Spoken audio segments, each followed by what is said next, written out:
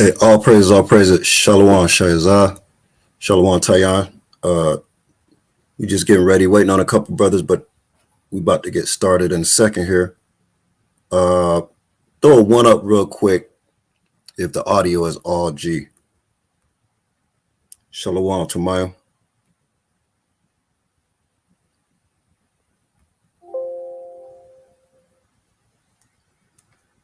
Throw one in the chat real quick if the audio is good to go. All praises. Waiting on a couple brothers to get situated so we can get started here, right? But appreciate y'all brothers for joining in. Be sure to like, share, subscribe. There go my brother Karaz right there in the background. He gonna be reading. Shoot, Lord willing, Sarge will grace us with his presence a little later. We'll see what's up with that. Sarge on the road right now, so if he gets situated, he'll grace us with his presence. Possibly Officer Apayak and also Officer Kwadak might be joining us, but we're gonna give a couple minutes. I'm gonna get Karaz situated here. Hold on, Karaz. Let's see. Get him situated.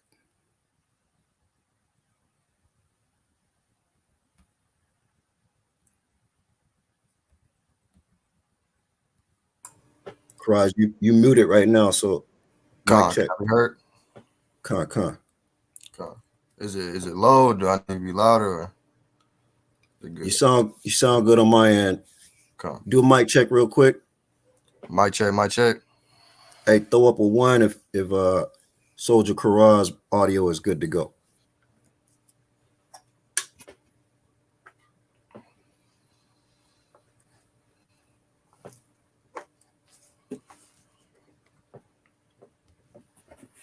Shalom, family. Shalom. Con. Harab, Shalom, King. Appreciate you for joining us. Shalom, Sis Zamara. Con. Let me hit up a couple of the brothers, man. I should see this room filled up with soldiers, right? They go Tarai. Kodaki, right? you funny.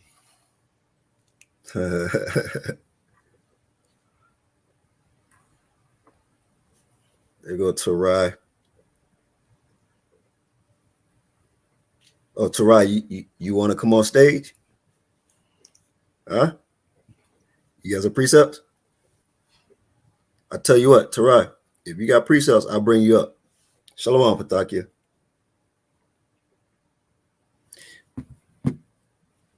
All right. We still waiting for a couple brothers, but I'm going to go ahead and kick it off, right? I'm going to start off with Yahweh by Shem Yahushai, right? It's called Halal Yahweh by Shem Yahushai. All praises to the Most High God, right? In the name of his son, Yahushai Hamashiach, who the world ignorantly calls Jesus Christ. This is Officer Yaziar with the second edition of our Couch That Captivity spinoff, so to speak, right? And what we do is we go and we highlight just what I call gems from the couch. You know what I'm saying? Gems from the couch, because we've been doing Couch That Captivity created close to 2 years now, right? And there's some gems in there. So what I do regularly is I go through the archives and I'll just highlight and isolate, a few minutes where it's just a dagger straight to the point, or just like I said, a gem that you could take with you and its value, right? So what you can do, Akim, and I want y'all to double check for me to make sure that I posted everything correctly, but you should be able to go to YouTube and look in the description, right? And in the description, you're going to see the link to the gem that I'm going to pull out, right? And essentially, this one is tight. It's actually the Couch Captivity from episode 39, right? We on, I believe, episode 82 right now. So this is a while back. And you could tell from the white couch, we was right there in Compton, right? That's that OG original couch, you know what I'm saying? In Compton, we moved across the freeway to Long Beach, right? But this was when we first started it. The studio was in Compton. And of course the topic for that one is Payback from Wayback.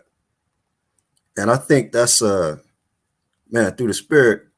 So I was just looking through for something, but through the spirit, I actually went over something similar to that just yesterday at camp.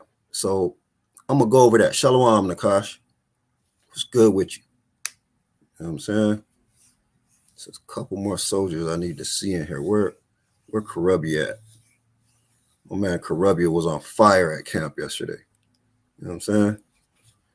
All praises, right? So look, this is what I want y'all to do, family. Like, share, subscribe. You know what I'm saying? If you haven't already done so, but share it with your family, your friends, your associates. Get this room warmed up. You know what I'm saying? Shalom, Raul. Get this room warmed up because we want to get this message out here. Primarily, what we want people to understand is that it's a wealth of information already on this channel, but we're trying to build this channel, Akim and Aqua. We're trying to build this channel to get this message out there, and we need your help, right? It don't cost nothing to like, don't cost nothing to share, right? Even comments help, right? Because it is all involved with the YouTube algorithm. And we got so much stuff in the archives. You're going to have to do some searching, but this is the purpose of the Sunday class, is to kind of point you in the right direction, right? So I don't know if y'all saw the thumbnail on YouTube, but I highlighted a couple of the key points. And I'm going to start out right now. I'm just going to go ahead and play that video that highlights the gem from the couch. And then Karaz, we'll bring out a couple precepts, or there's going to be precepts in that video, but we'll bring up a couple precepts to kind of go with it. Okay, so who is Alyssa Anthony? That's me, Red. Huh? I don't know what she doing in the back. Yeah. Tell her this link is for soldiers and above. She trying to teach class. She might have meant to click on the YouTube. You know what I'm saying? Shalom, Nicole, Sister Nicole Savage in the building, right? Glad for you to join us. I don't know. That sounds like a pseudonym, right? Nicole Savage, like a female wrestler. All right. So without further ado, this is what I'm going to do. I'm going to get started on this video and let me know how the audio sounds as soon as I start playing, right? I'm going to get started on our review of the Couch Captivity Created episode number 39, Payback from Wayback. Oh, Nicole Savage is Tyan's mom. All praises. Shalom, sis. So glad to see you join us today. The water. All praises. Okay. That is a fine young man you got there. He's a good young man, and Lord willing, you're gonna see his growth spiritually and intellectually and socially and everything, right? Because just being around the brothers and talking to him, I could tell he's a bright young man with a bright future. So all praises. Right. Let me get to that. Karaj, you got anything to add, King? What's good with you? Not right now, King. All right. You just sitting back, right? Yes, sir. All praises. Feel free to chime in, King, if you got, you know what I'm saying, if you got something to add to the conversation. We're going to get started on this video as soon as I can share this screen here.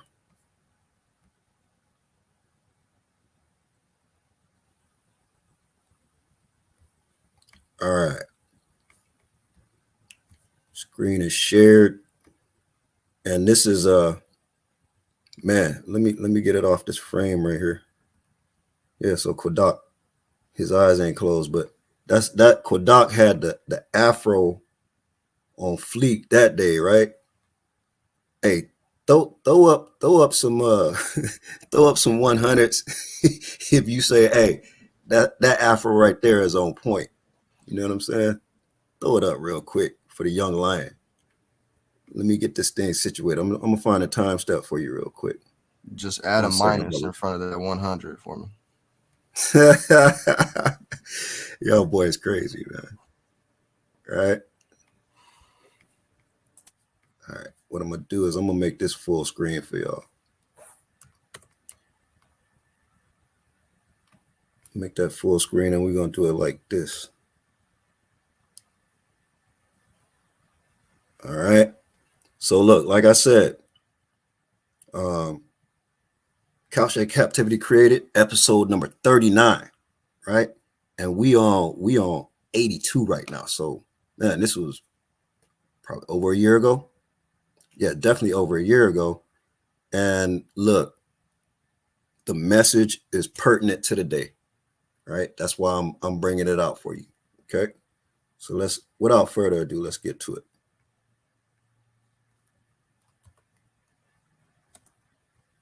Continuously forsaken or forsook the Most High and His laws and commandments. And what a lot of brothers and sisters don't understand is that the Most High ain't playing. Let me know if the volume is good, He ain't family. playing. He ain't playing. He ain't playing. And he's not playing because what you have to understand is you got hell to pay, right? Now, what we always say, we say about Let the me get whole some free ones will, if the right? audio is good. Most folk got bank accounts or whatever, a credit card, you got their rent, your car payments, stuff like that. And everybody understands a grace period, right? It's funny how we can understand a grace period, but when it comes to the Most High and giving us grace, we take advantage of that. All right, Salakia, hold on. They said the volume And at is the low. same time, Hold on a second. we sit there. Let me get that situated.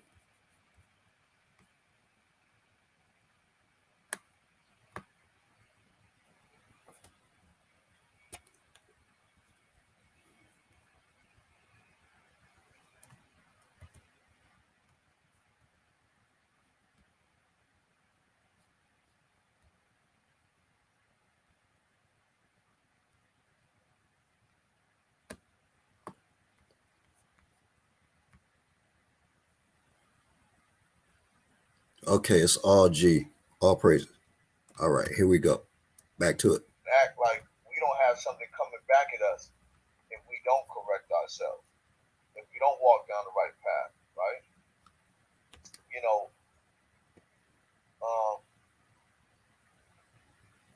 we get 2 Thessalonians 1:6, because even with that grace period, if you don't get right, the Most High is going to pay you back. And don't even worry about that, because it ain't just about us being paid back. The heathen got to get paid back. You understand?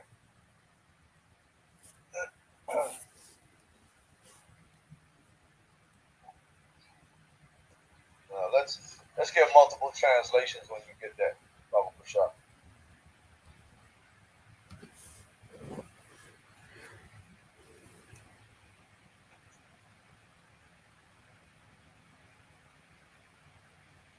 Shalom, Mashpaka. That's peace, family. All right? Whenever you're ready. This is the book of 2 Thessalonians, chapter 1 and verse 6. Seeing it is a righteous thing with God to recompense tribulation to them that trouble you. Slow down, read it again. Seeing it is a righteous thing with God to recompense tribulation to them that trouble you. Read it in the NIV. This is 2 Thessalonians chapter 1 verse 6 out of the NIV. God is just. God is just. Don't think he's not just. Just because ain't nothing happened yesterday or today or the next day, God is just. Go ahead. He will pay back trouble to those who trouble you. He will pay back trouble to those that trouble you. So don't get discouraged. Don't feel some type of way because something might happen and you can't get your get back. Some things are better, like a saying we say in the Bahamas: "Later is greater." You know what I'm saying? So the result, the end result is always going to be better than what's happening right then and there. So later is greater, right? Give me another translation. This is Second Thessalonians. In the NASB. This is Second Thessalonians chapter 1 and verse 6 out of the NASB. For after all, it is only right. For after all, it is only right. What did he say? After all, it's only right. Go ahead.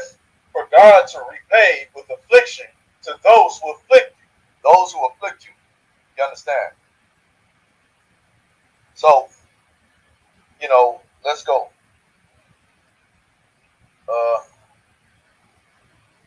Proverbs 20 and 22. In different translations. Let's see if that. Con. Shalom. I want to say what's up to a few people that just came in. Right. I see Sakari Riverside, Officer Shaquad, Shalom King, playing upon tables. Shalom Soldier. Good to see you in the building. Right. 144K. Shalom fam. Good to see you in here. Right. Glad we got that audio fixed for you. There goes Soldier Gamal. Shalom King. Right. So just to reset the room a little bit, we just going over a previous episode of Couch That Captivity Created. Right. What I like to deem as gems from the couch. Right. Yeah, I see you, Shaquai. You was like, you thought it was a throwback to the old couch. Right. It's a throwback, but it's a review of a previous episode, right? And of course, you could tell by the white couch, this is our Compton days. Earlier, it's episode 39. And I'm going back, I'm pulling gems out of the couch, right? You know how you sit on the couch sometimes and, you lift up the cushion. You might find a gang of quarters. You might get lucky, find a few dollars, some jewelry. You know what I'm saying? You might find literal gems in the couch, right? And so that's what we're pulling out right now. And the title of this particular episode is Payback from Wayback. And it's through the spirit because I essentially touched on this subject at camp yesterday, right? In one way or the other, right? So what it is at that time, Soldier Quadoc, now Officer Quadoc, with the fro on fleet, right? He's reading for Sarge, and Sarge is just getting into it, right? So I'm gonna get back to it.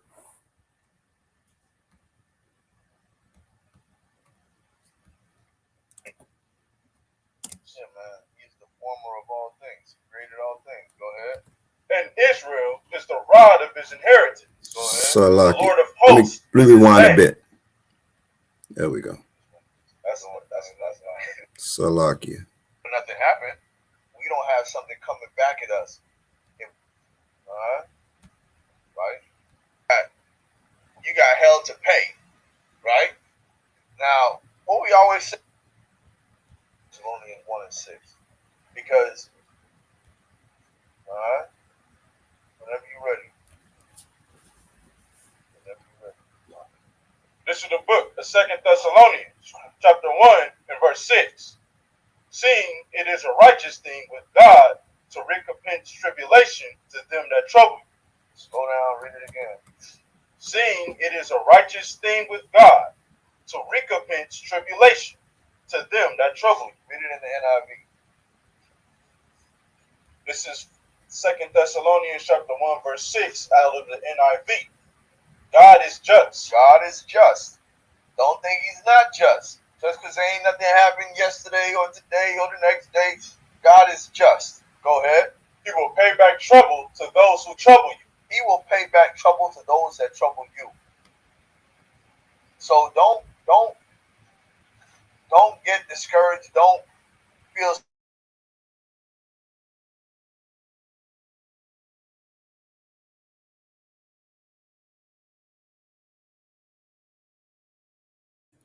Shatar, you want to unmute and the volume is gone as well.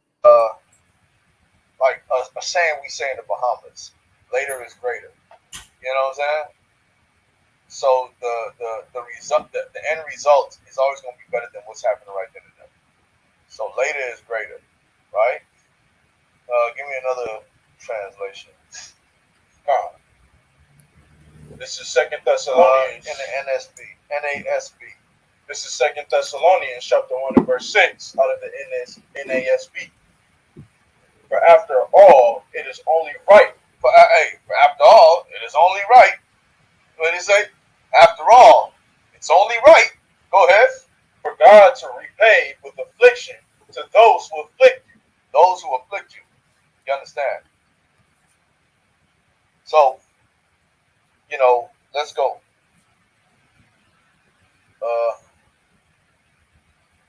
Proverbs 20 and 22. It is a righteous thing with the Most High to recompense tribulation to them that trouble you. So it's a righteous thing. So all of the crimes and atrocities and everything you see that these people do to us, there will be some get back. But if you go out there and you go do the get back, then how much work were you able to really put in? Right? We talking about the Most High saying He's going to eradicate the people off the face of the earth. You think you go out there and hurt one person that you've done that's good enough? If that's the case, one of them go to jail, we're supposed to rejoice, right? No, that's never good enough. What has to happen to one has to happen to them all. Because your slavery was because it happened to, it wasn't just one person, it was the whole family. Everybody went away. You understand? You got that? Proverbs. Go ahead. This is the book of Proverbs, chapter 20 and verse 22. Hold on. Go ahead. Say not thou, I will recompense evil, but wait on the Lord. Hold on, read it again. Say not thou, I will recompense evil. Say not thou, I will recompense evil. Say not that you're gonna pay back evil. Go ahead. But wait on the Lord. Boom, you gotta wait on the Most High. And He shall save thee. And He shall save thee, because taking out one of them ain't gonna do you nothing. That's only added heat for everybody else that's running around here. Y'all know, if y'all do one thing, listen, man, they gonna always tell you they fear for their life. How much more fear did they have on themselves after the one dude in the military, the young dude that had to shoot out with the police back in, what was it?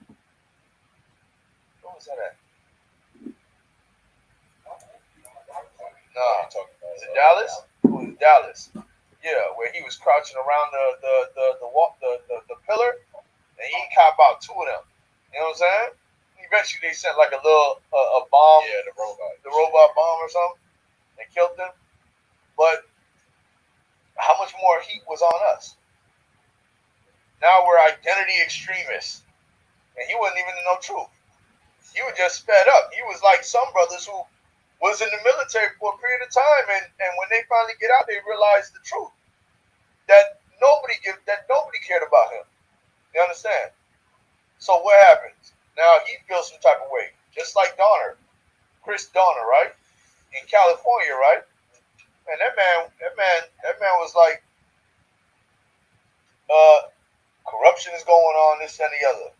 They said, hey, okay, call it a day. That man had to take action to his own hands. And we don't advocate for brothers doing stuff like that. You understand? You have to realize that what's important is self-preservation. You can't go out there and do some wild stuff thinking that it's not going to blow back on everybody else. You understand? So read that again. This is the book And of let me get it in another translation as well.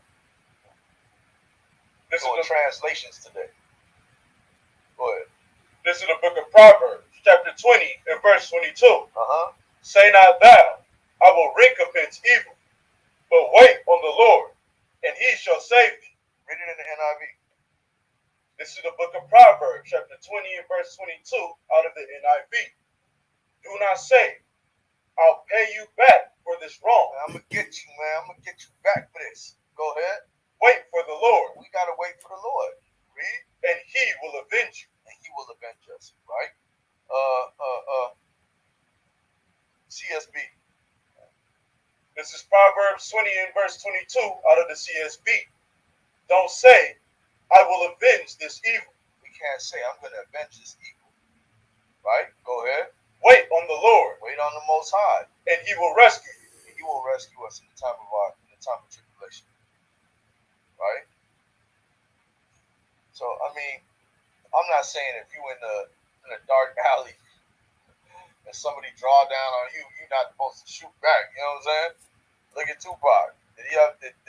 Was he charged for shooting at those police after they was doing what they was doing? I don't think so. I think they tried to, but nothing happened. You understand? Because regardless, when you're dealing with Esau's laws, they're in place for a reason. And sometimes you got to realize that the Most High put a lot of things in place for our benefit. Our benefit. We just got to be smart enough to utilize it. All right?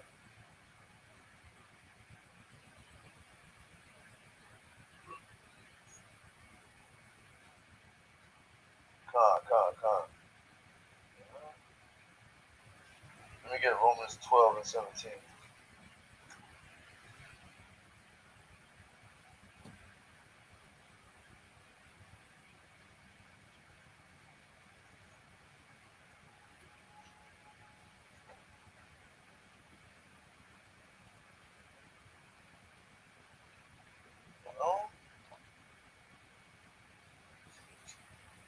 And that's why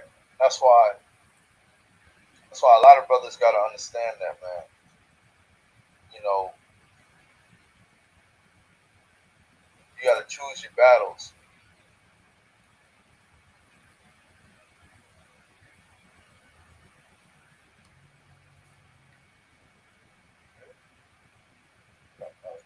This is the book of Romans, chapter 12, verse 17. Recompense to no man evil for evil. Don't pay no man back evil for evil. Go ahead. Provide things honest in the sight of all men. Uh-huh. If it be possible, If it be possible, as much as lieth in you. if it's within your power, as much power as you can muster up, if it's possible, do what? Live peaceably with all men. Live peaceably with all men. And that's with all men. Right? Just because I curse out, I don't even curse out Esau. But just because I know the truth and I know what's to come for these other nations, don't mean I gotta be mean to them. I can live peaceably amongst all men. A lot of brothers gotta figure out how to work that out. You know? It's like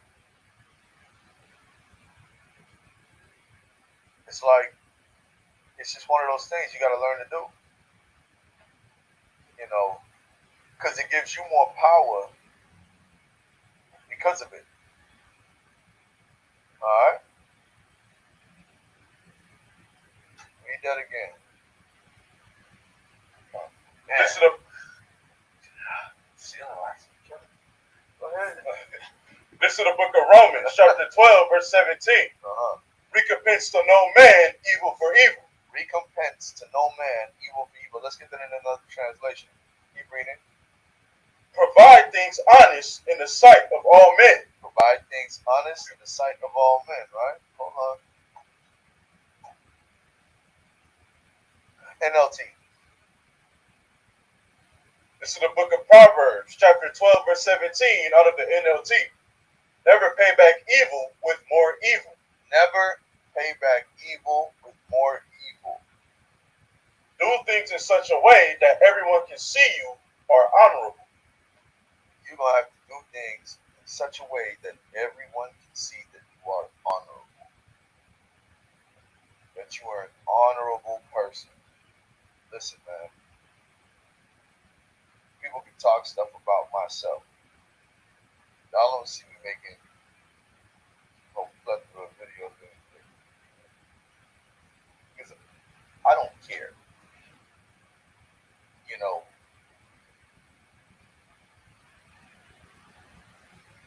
I'm not going to stoop to everybody else's level.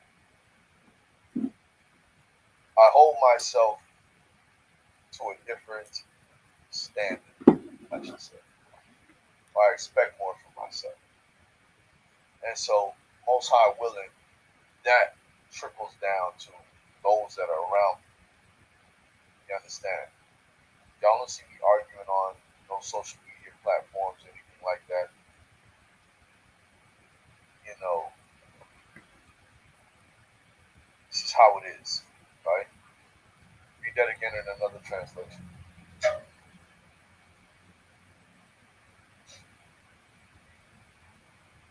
It's the book of ESV. This is the book of Proverbs, chapter 12, verse 17, out of the ESV. Repay no one evil for evil, but give thought to do what is honorable in the sight of all. CSB. Out of the CSB. Do not repay anyone evil for evil. Give careful thought to do what is honorable in everyone's eyes. RV-R60. The RVR.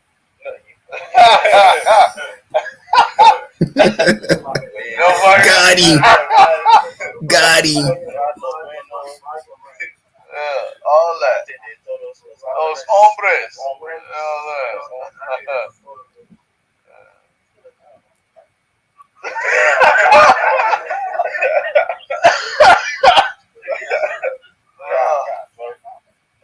I said Proverbs. That's a lot. Romans 12 and 17. In the army. Anyway. Alright. Last one. RSV. Con, out of the RSV.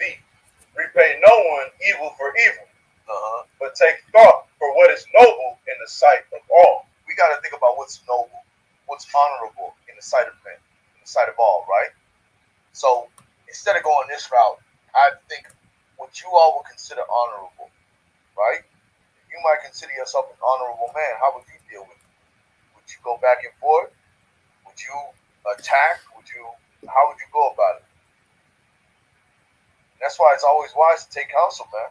Wise men seek counsel when they do anything, right? So we have to move in such ways.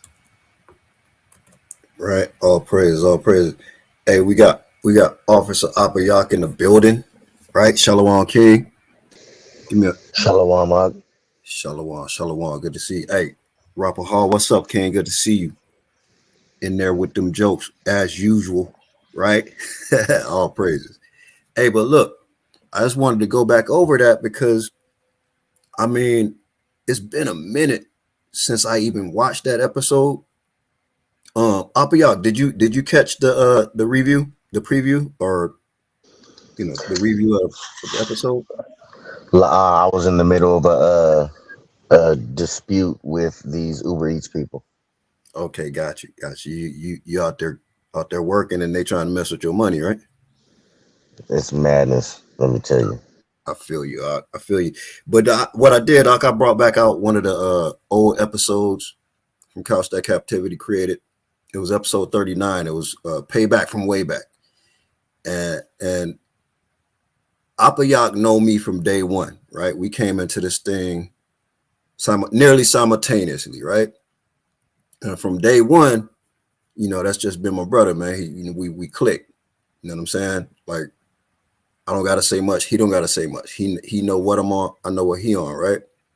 And Apiak know that in the beginning, I really had to reel in my anger. So what I'm gonna get some precepts, right? So we can make this walk. Y'all can walk with me. So I can show you, you know what I'm saying, my testimony, my growth of what Sarge has taught me in particular, right? But us as a body as well, and how we learn how to move. And that's just an absolute gem for me, because what he said is important. He said, you have more power when you're able to live peaceably with your enemy. It doesn't mean that you don't hate them with every fiber of your mind, body, and soul, right?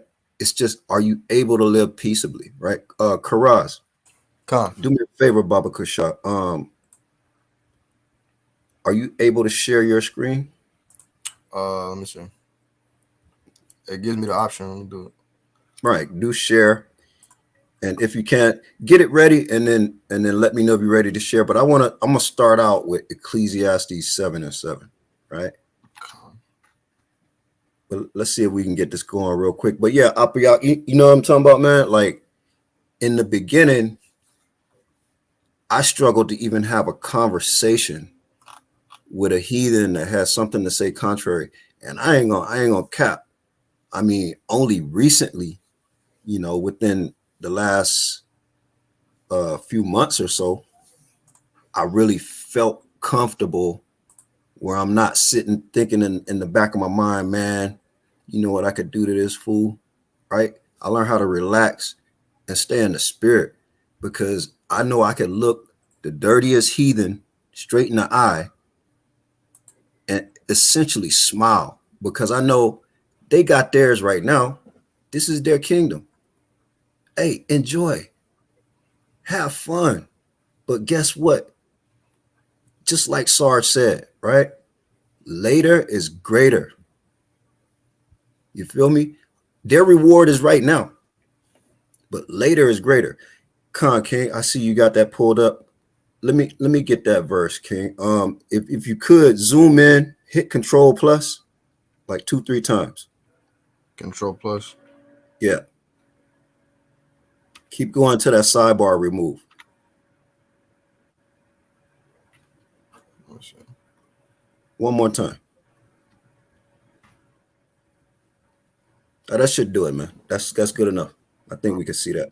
But yeah, bring out Ecclesiastes 7:7 for me, right? Con. This is the book of Ecclesiastes, chapter 7 and verse 7. It says, surely oppression maketh a wise man mad, and a gift destroyeth the heart. Look, oppression maketh a wise man mad. It's not mad as in upset. It's literally mad as in berserk madness, right? Just like Sarge brought out, oppression pushed some brothers to the brink where they do something crazy, like the brother in Texas that start firing on the police. Like Sarge said, he got about 2 of them, and they took him out, right? What that didn't put a dent in Esau. That's cannon fodder for them. Them little officers, they got. See, let me tell you something about Esau's police force that you don't get. Them white boys on the police force, from the beginning of the whole deal, when they made the police, is some of the dumbest, most Cro-Magnon Neanderthal crackers that walk the face of the earth, right? And they sit there and feed them steroids and put them in the gym and then put them out there on the street to patrol niggas, right? To patrol black and brown people and pull them over for any reason, cuff them, run their record, check them for warrants. You know what the number one thing is a lot of people get locked up for? Damn expired traffic warrants or parking tickets. Next thing you know, they locked up, right? And you're in the system. That's how a lot of these little towns make money. That's how they make revenue. It is a system. Now, If you want to disrupt this system and you think you're going to go in there and physically do something to them, you got another thing coming. The way to disrupt this system is to hold fast to these law, statutes, and commandments and teach your brothers and sisters to do so and bring this flock together and prepare the way for Yahushua to return and restore this kingdom. There's no other way to get your get back. Your get back, your best get back is to work on yourself, right? Read that again, King. This is the book of Ecclesiastes, chapter 7 and verse 7. It says, surely oppression maketh a wise man mad. Go ahead. And a gift destroyeth the heart. A gift destroyed the heart, man. There's a lot of brothers out there. There's a lot of Israelites out there that will sell you out for a gift in more ways than one, right? There's brothers out there that, you know what I'm saying? You ever heard of Crime Stoppers, right? Esau is crafty. He's a cunning hunter, right? He said, you know what? These niggas got a code out here in the street. It's hard to get these niggas to snitch. But guess what they do? They say, you know what? What they need more than anything else? Oh, they need some bread, huh? Let's give them a little bit of change if they call this hotline and tell us what's going on, right? You'd be amazed how many niggas is locked up because of Crime Stoppers and tips, anonymous tips and hotline, right? Karaz, the next precept I want you to grab for me is Zechariah 11 and 5. And Apiat, at any time, King, I mean, feel free to chime in. You got precept or whatever the case may be. And look, like I always say, y'all know the topic. We just went over some things, right? Rapahal, right? Look, Rapahal be on point. They do something strange for a little bit of change, man. Bars, right? Brothers will do something strange for a little bit of change. You see what I'm saying? Look, I done seen, you ever watch First 48? Whoever watched that show, First 48, put a 1 in the chat, right? Because I get a good laugh off of that whenever I used to watch it, right? Let me get a 1 in the chat. Whoever seen First 48? I know it's a little lag. It's a little lag in the chat, but I'm going to give it another second. Karaz, let me know when you got that script up, and then I'll pull you back up. I got it. Okay. See, I see the ones. Brother seeing First 48, right? Man, look, man. You know, anybody that's done put 1 foot in the street, if you know what I'm talking about, you should know that the G code is this, bro. If they run up on you, keep your mouth shut, sit down, and your folks that you run with, they're going to look out for you, right?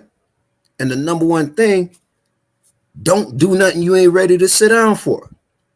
But I guess it done got twisted, right? These young boys, you know, they got a whole nother politic.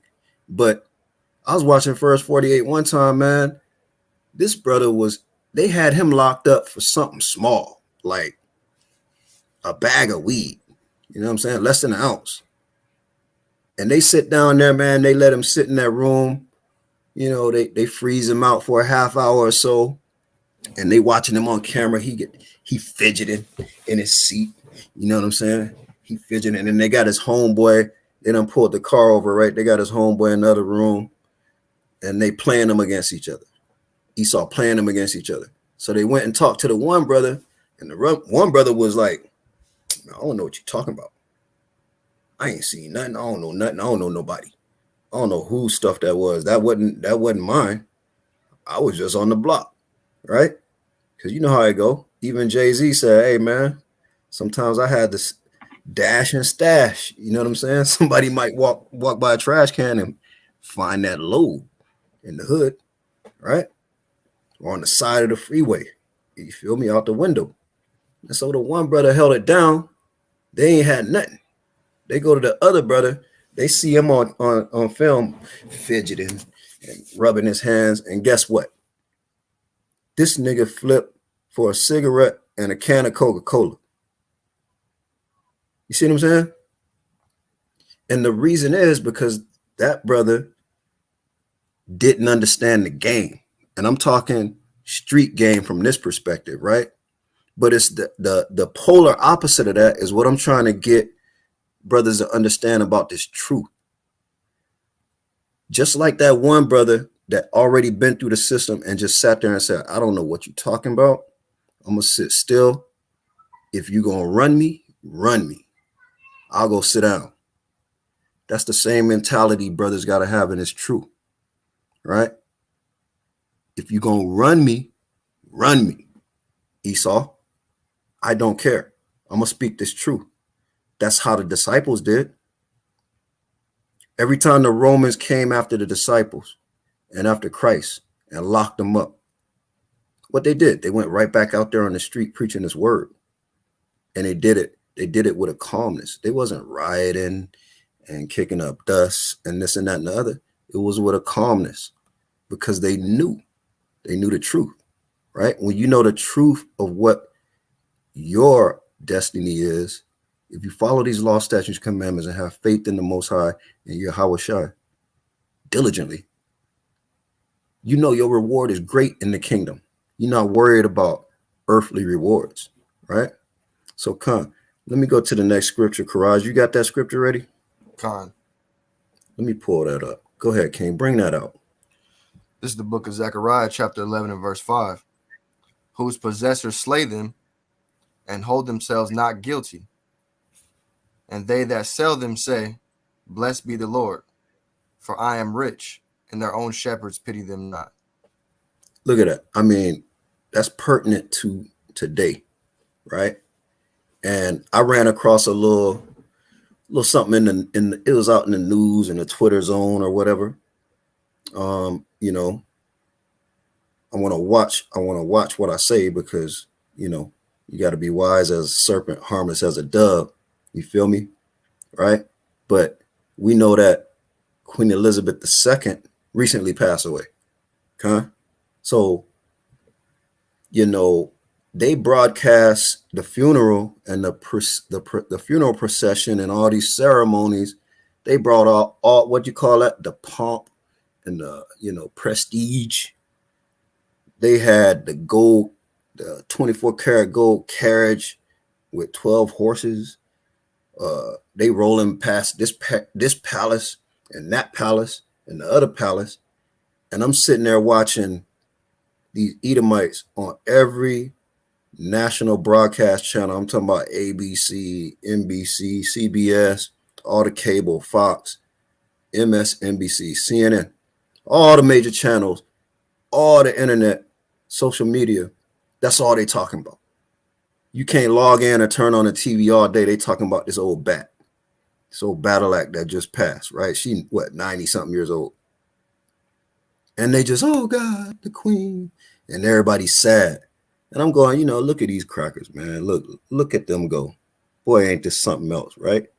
Because from my perspective, it's one less tyrannical Edomite on this planet that is responsible for the rape, robbery, murder, and pillaging of my people, right?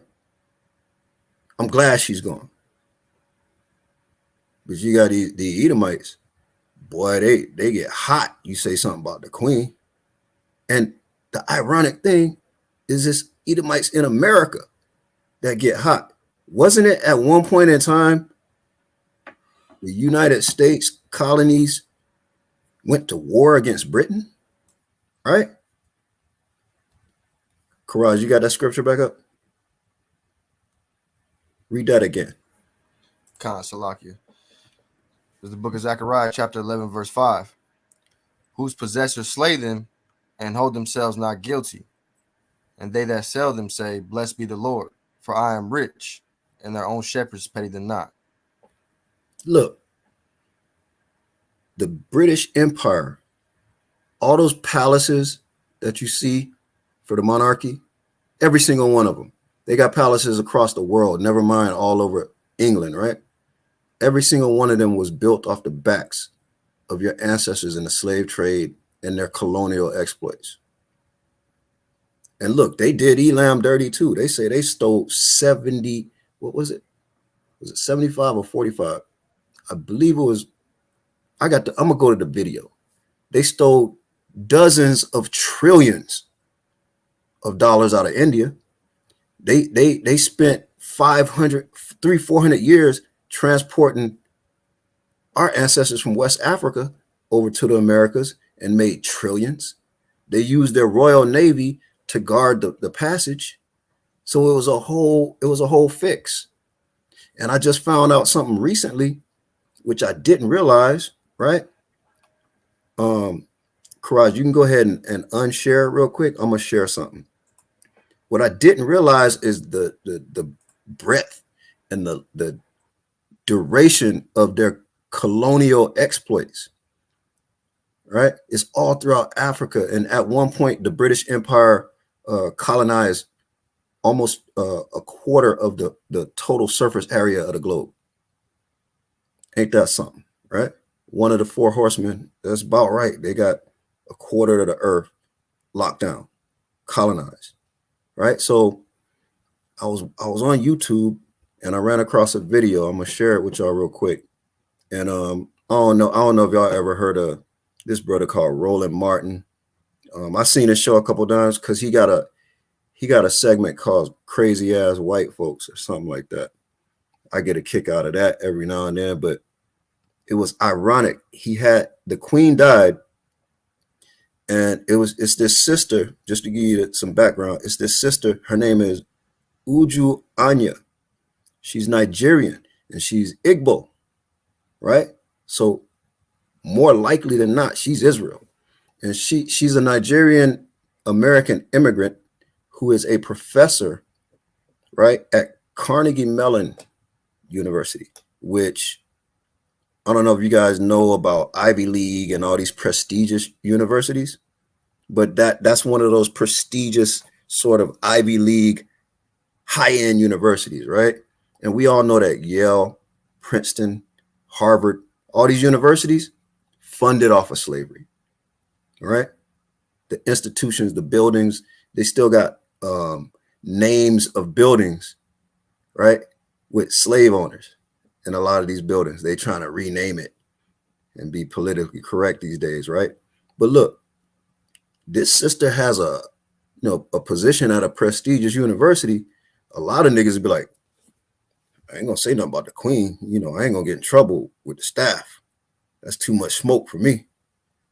Let me show you how this sister brought it, right? I'm gonna bring this up because this, to me, this right here is, what I'm saying, it's something to talk about. And it's just ironic that the sister is Igbo, right? And I'm gonna talk about the caucasity of one of the first people that had beef with her, right? So let me bring this out real quick and I'm gonna get y'all thoughts on it.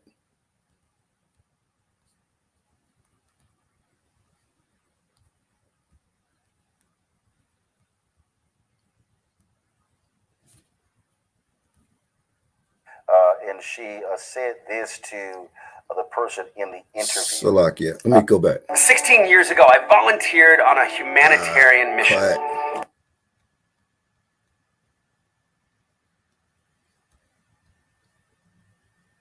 Genocide. From 1967 to 1970 interview. She said, I am the child. They were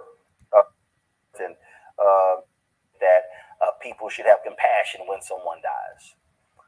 But I saw these pieces. I saw this back and forth and these tweets from Uju Anya. She talked about how her family was devastated, how they were massacred. And in fact, there was an interview that she gave, and she said this to the person in the interview. She said, I am the child and sibling of survivors of genocide. From 1967 to 1970, more than 3 million civilians were massacred when the Igbo people of Nigeria tried to form the independent country. And I said this, and I think it's important for us to say it. So people are angry that individuals who dealt with genocide because of British colonial rule are not celebrating her life the way they want them to. Yet again, people gladly condemned Fidel Castro. And so this goes to what I always talk about. The person that controls the narrative controls how we think and feel. And frankly, the view in this country is don't say anything bad about Queen Elizabeth II because she was a great, wonderful, happy person, and ignore colonial rule and its impact on indigenous people. It's like this: Kenya and the mob got Ghana, Sierra Leone. They got Kenya, Tanzania, Malawi, Zambia, Zimbabwe, South Africa. Okay, when you go talk to those Africans, Anya, she talked about how her family was devastated, how they were massacred. And in fact, there was an interview that she gave. Let me go back to this part right here. Fellow Californians, Salaki. I need to warn you about These ads. Brother trying to monetize this, right? One that's gotten a lot of attention is this professor from Carnegie Mellon, Anya. And this was her initial tweet. She said, "I heard the chief monarch of a thieving, raping, genocidal empire is finally dying. May her pain be excruciating." Ouch. Now, that wasn't the... Look, that right there, man. Hey, she went in on that one. Because look, hey, she went in on that one, right? She said, "I heard the chief monarch of a thieving, raping, genocidal monarchy, right? Or empire is dying, right? May her pain be excruciating." What y'all think about that? I mean, that's saying something right there, right? But what caught my eye is look who responded. Jeff Bezos. The irony, family. The irony that Jeff Bezos, one of the richest men on the planet, he out there building rockets, lobbing them into the sky, right? Taking people on joyrides. I know at one point half of Long Beach worked for Amazon. I know what kind of condition them brothers have to work in. I know that they got zero benefits, and they try to give them just enough hours to where they don't get no benefits. And if you're late or if you got to get a day off, you get docked. And if you miss so many points, they're gonna slam you, right? I know it's brutal conditions in them warehouses, and this man making enough money to go up there and lob rockets into the sky and take joyrides with his billionaire friends. He got the nerve to say something to someone who is expressing their feelings about what happened recently in the 70s, right? The caucasity. That's why I go back to that scripture, right? Zechariah 11:5. You see what I'm saying? Look, whose possessors slay them and hold themselves not guilty. And they that sell them say, "Bless the Lord, for I am rich." These crackers got rich over that, right? And it's the main ones that perpetuate this colonial mentality. They got the nerve to have something to say. How can any American have something positive to say about the British monarchy all of a sudden, right? And then they were the massacred. In fact, the irony, right, is this lady is Igbo, right? I'm not gonna play it. I'm just gonna, you know what I'm saying? She's Igbo, right? You see it right there. It says, "I am the child and sibling." Her parents, right? Sibling, parents, and her siblings were survivors of genocide from 67 to 70. This is after colonization was being broken. These people are fighting for their independence and they're being slaughtered. Millions. 3 million civilians massacred when the Igbo people tried to form the independent nation, right? This is recent. This is tyranny, right? But you got Americans getting mad, right? The hypocrisy, bro.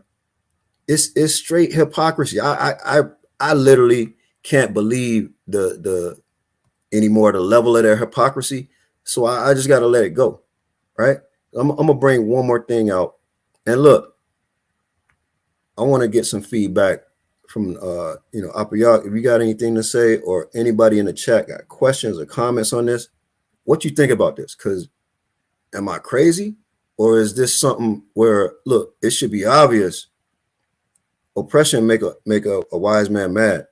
Because if my family was the victims of a genocide, if my parents and my siblings were the victims of genocide, and the person who committed that genocide, when they grandma die, their grandma is on a gold chariot with drawn by 12 horses, passing by all her palaces.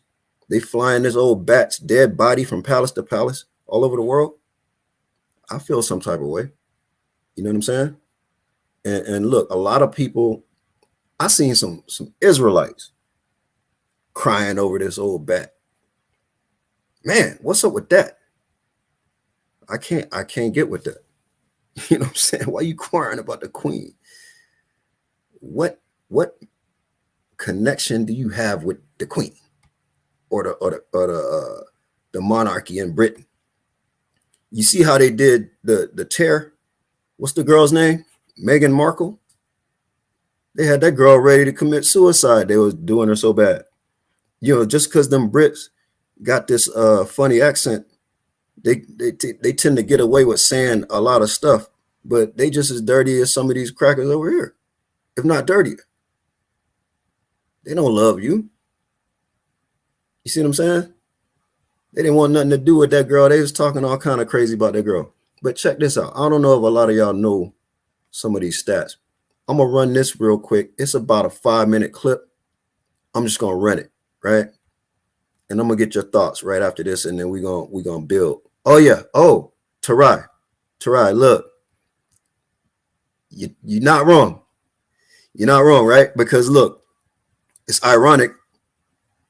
You know, I'm Geechee, so the Geechee folks, we lived off the islands off the coast of the Americas, but even before they brought us there, we was in West Indies. And so if you go, especially in that part of the deep South, right, and all throughout the West Indies and all throughout the Caribbean, it's Elizabethan, not Elizabeth II, but Elizabeth I, right?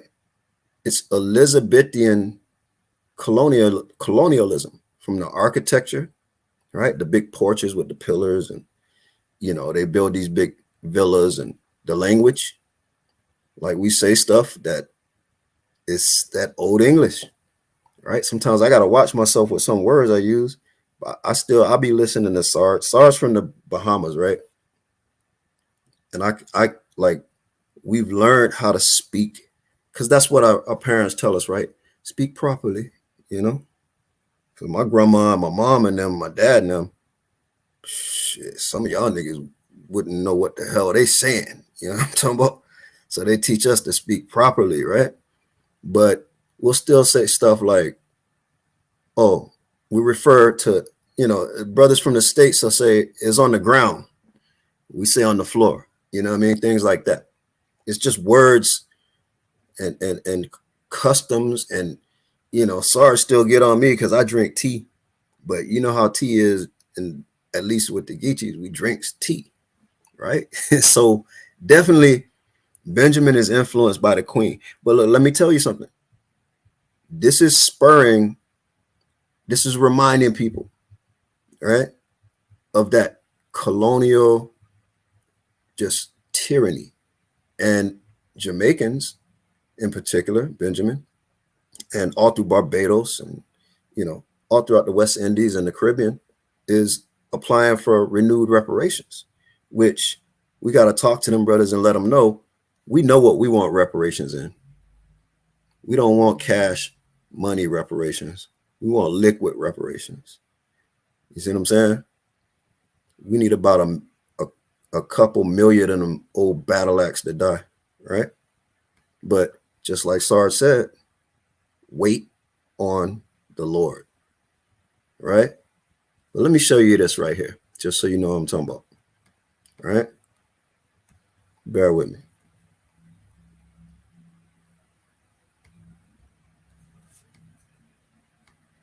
In 2022, Her Majesty Queen Elizabeth II became the first British monarch to celebrate a platinum jubilee.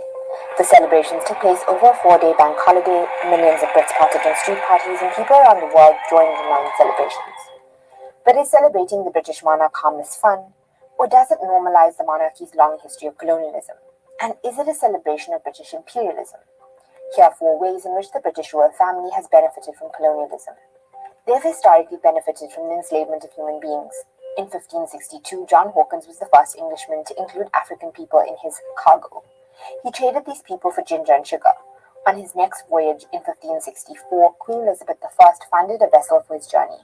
The British East India Company was formed in 1600 to exploit trade with Southeast Asia. They did that by colonizing land and exploiting people through the transatlantic slave trade. The figure who signed the Royal Charter allowing this all to happen was also Elizabeth I. Between 1690 and 1807, an estimated 6 million Africans were transported from Africa to the Americas on British or Anglo-American ships. Hey, keep in mind, this is only the Brits. You see what I'm saying? One of the 4 carpenters, right?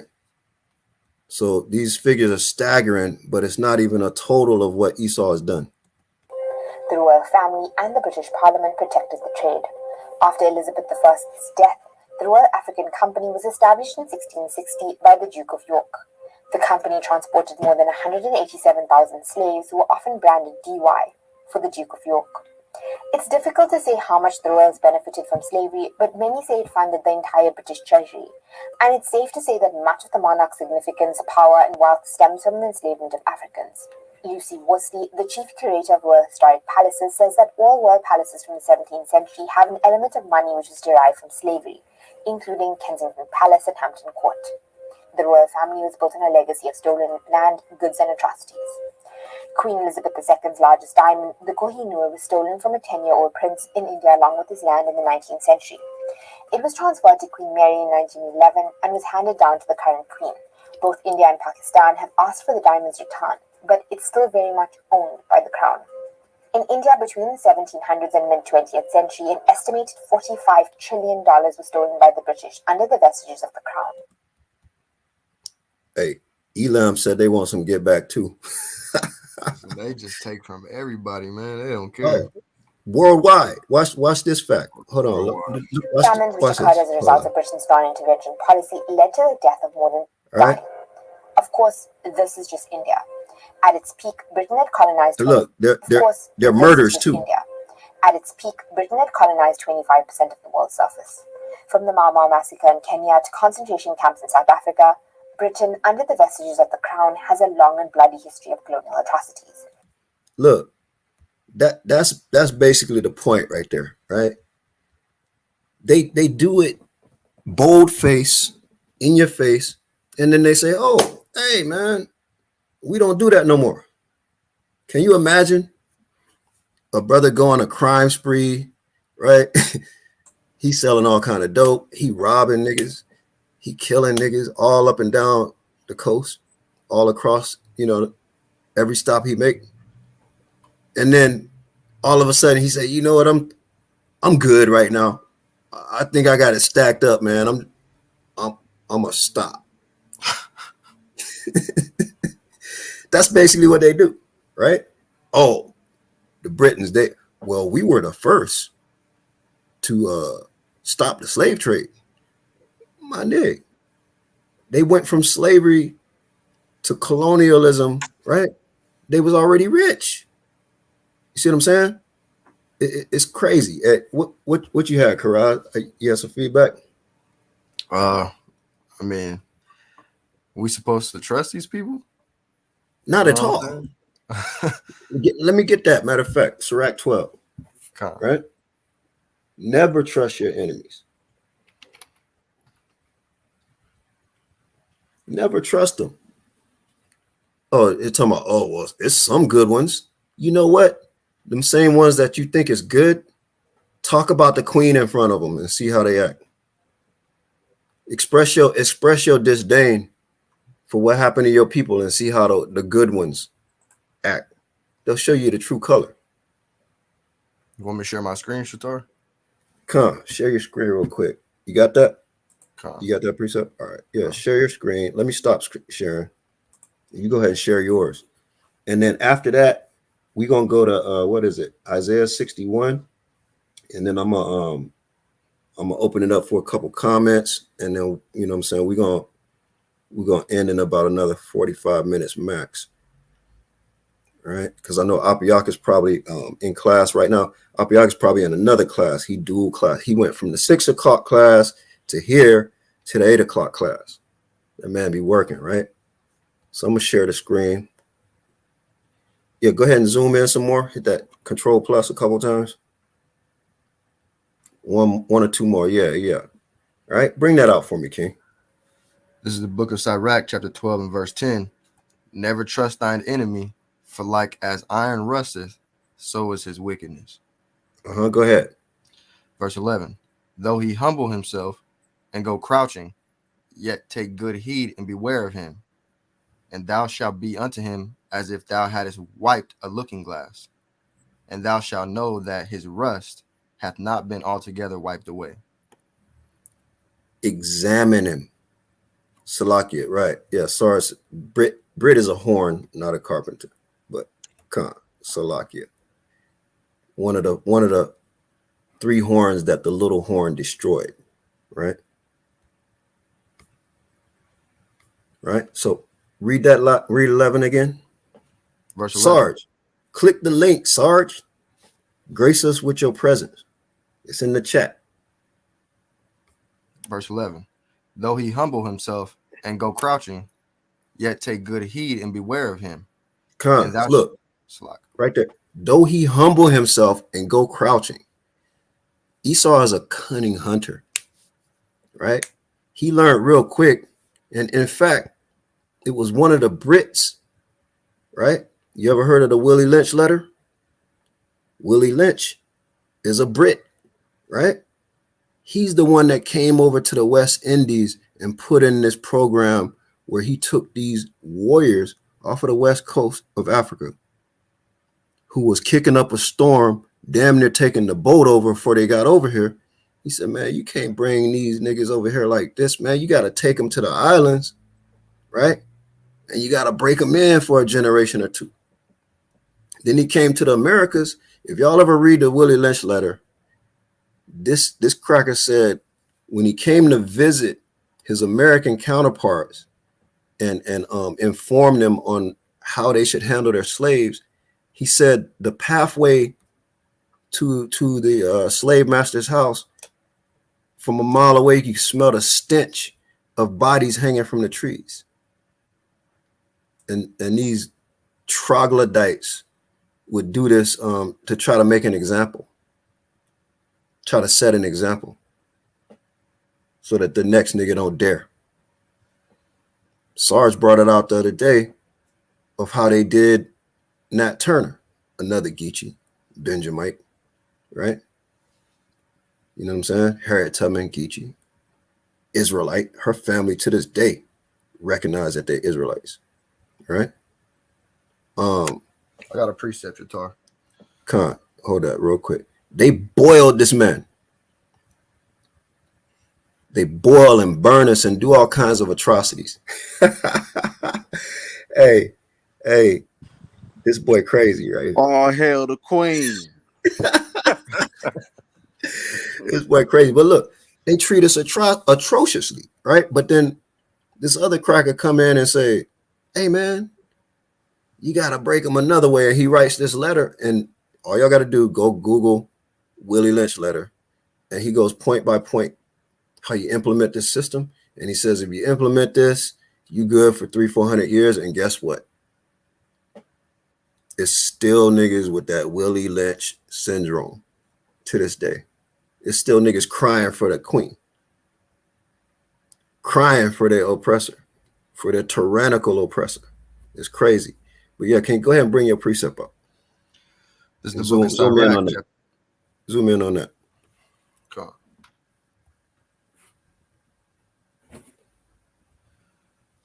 Good. Good. Go ahead. This is the book of Sirach, chapter 9 and verse 13 in the GNT. If you keep away from someone who has the power to put you to death, you will not have to fear for your life. But if you must go near him, be very careful, or he may kill you. Be conscious that you are a walking among hidden traps, that you are an easy target. Look, that's what we are right now. Because look, brothers don't understand how many of these Edomites they know that they trial period is about up. You know what I'm saying?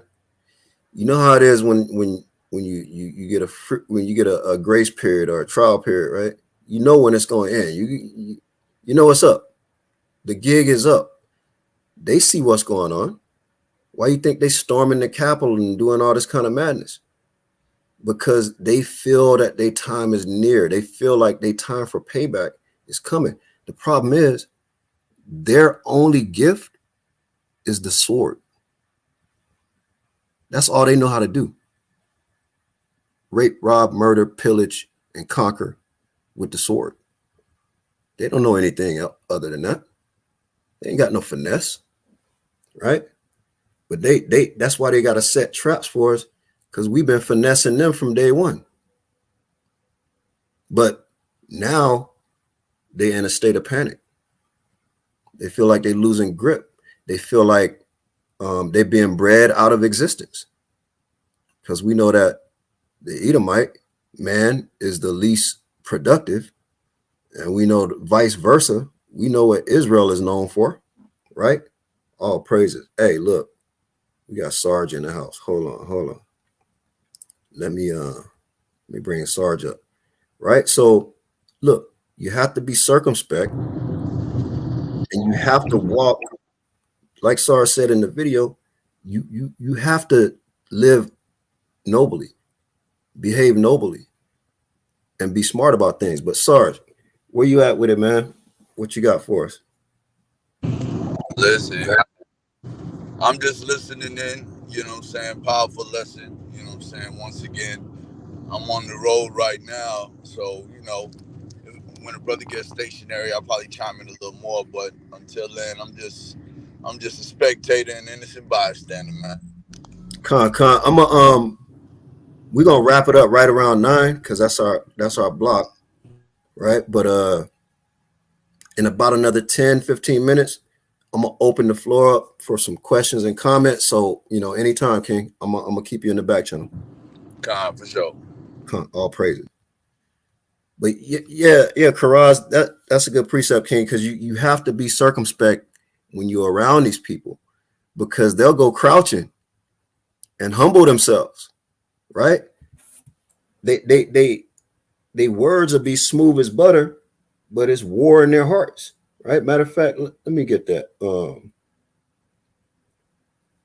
Let me get that precept.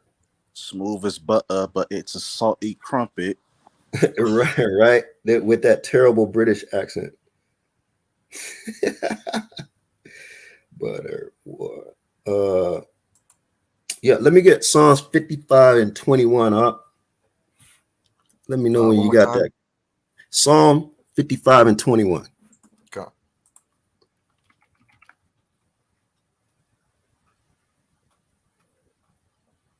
All right, I'm there. Let me you sharing your screen? Con. All right, Con. Go ahead, King. This is the book of Psalms, chapter 55 and verse 21. The words of his mouth were smoother than butter, but war was in his heart. His words were softer than oil, yet were they drawn with swords. Now go over to the tools tab and let's get some translation on that. Just right to your left there. Yeah, go to Bibles. Up, see that tab up top? Go to Bibles. Let's see what we got.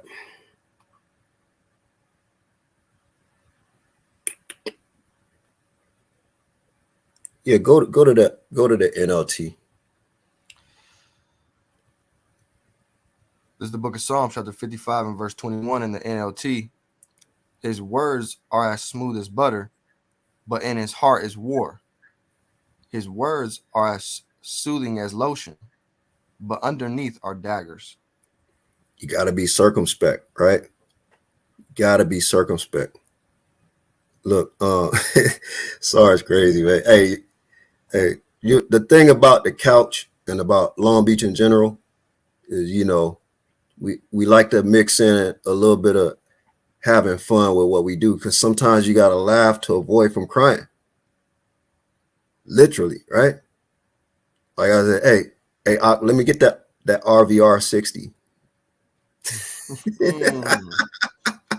Los Duchos. No, stop. Don't do it. I'll read it. I'll read it for my Northern Kingdom brothers. You know what I'm saying? Don't. Show my love. Don't do No. Quiet. Quiet. Sí, los dichos de su boca son más blandos que mantequilla, pero guerra hay en su corazón. Suavecía sus palabras más que el aceite. Más ellas son espadas desnudas. ¿Sí? Right? Patakia. Hey, Patakia, tell him what's up. That sound like a Cuban or what? What up? Give me my critique, Patakia. It's a sin to lie, Patakia.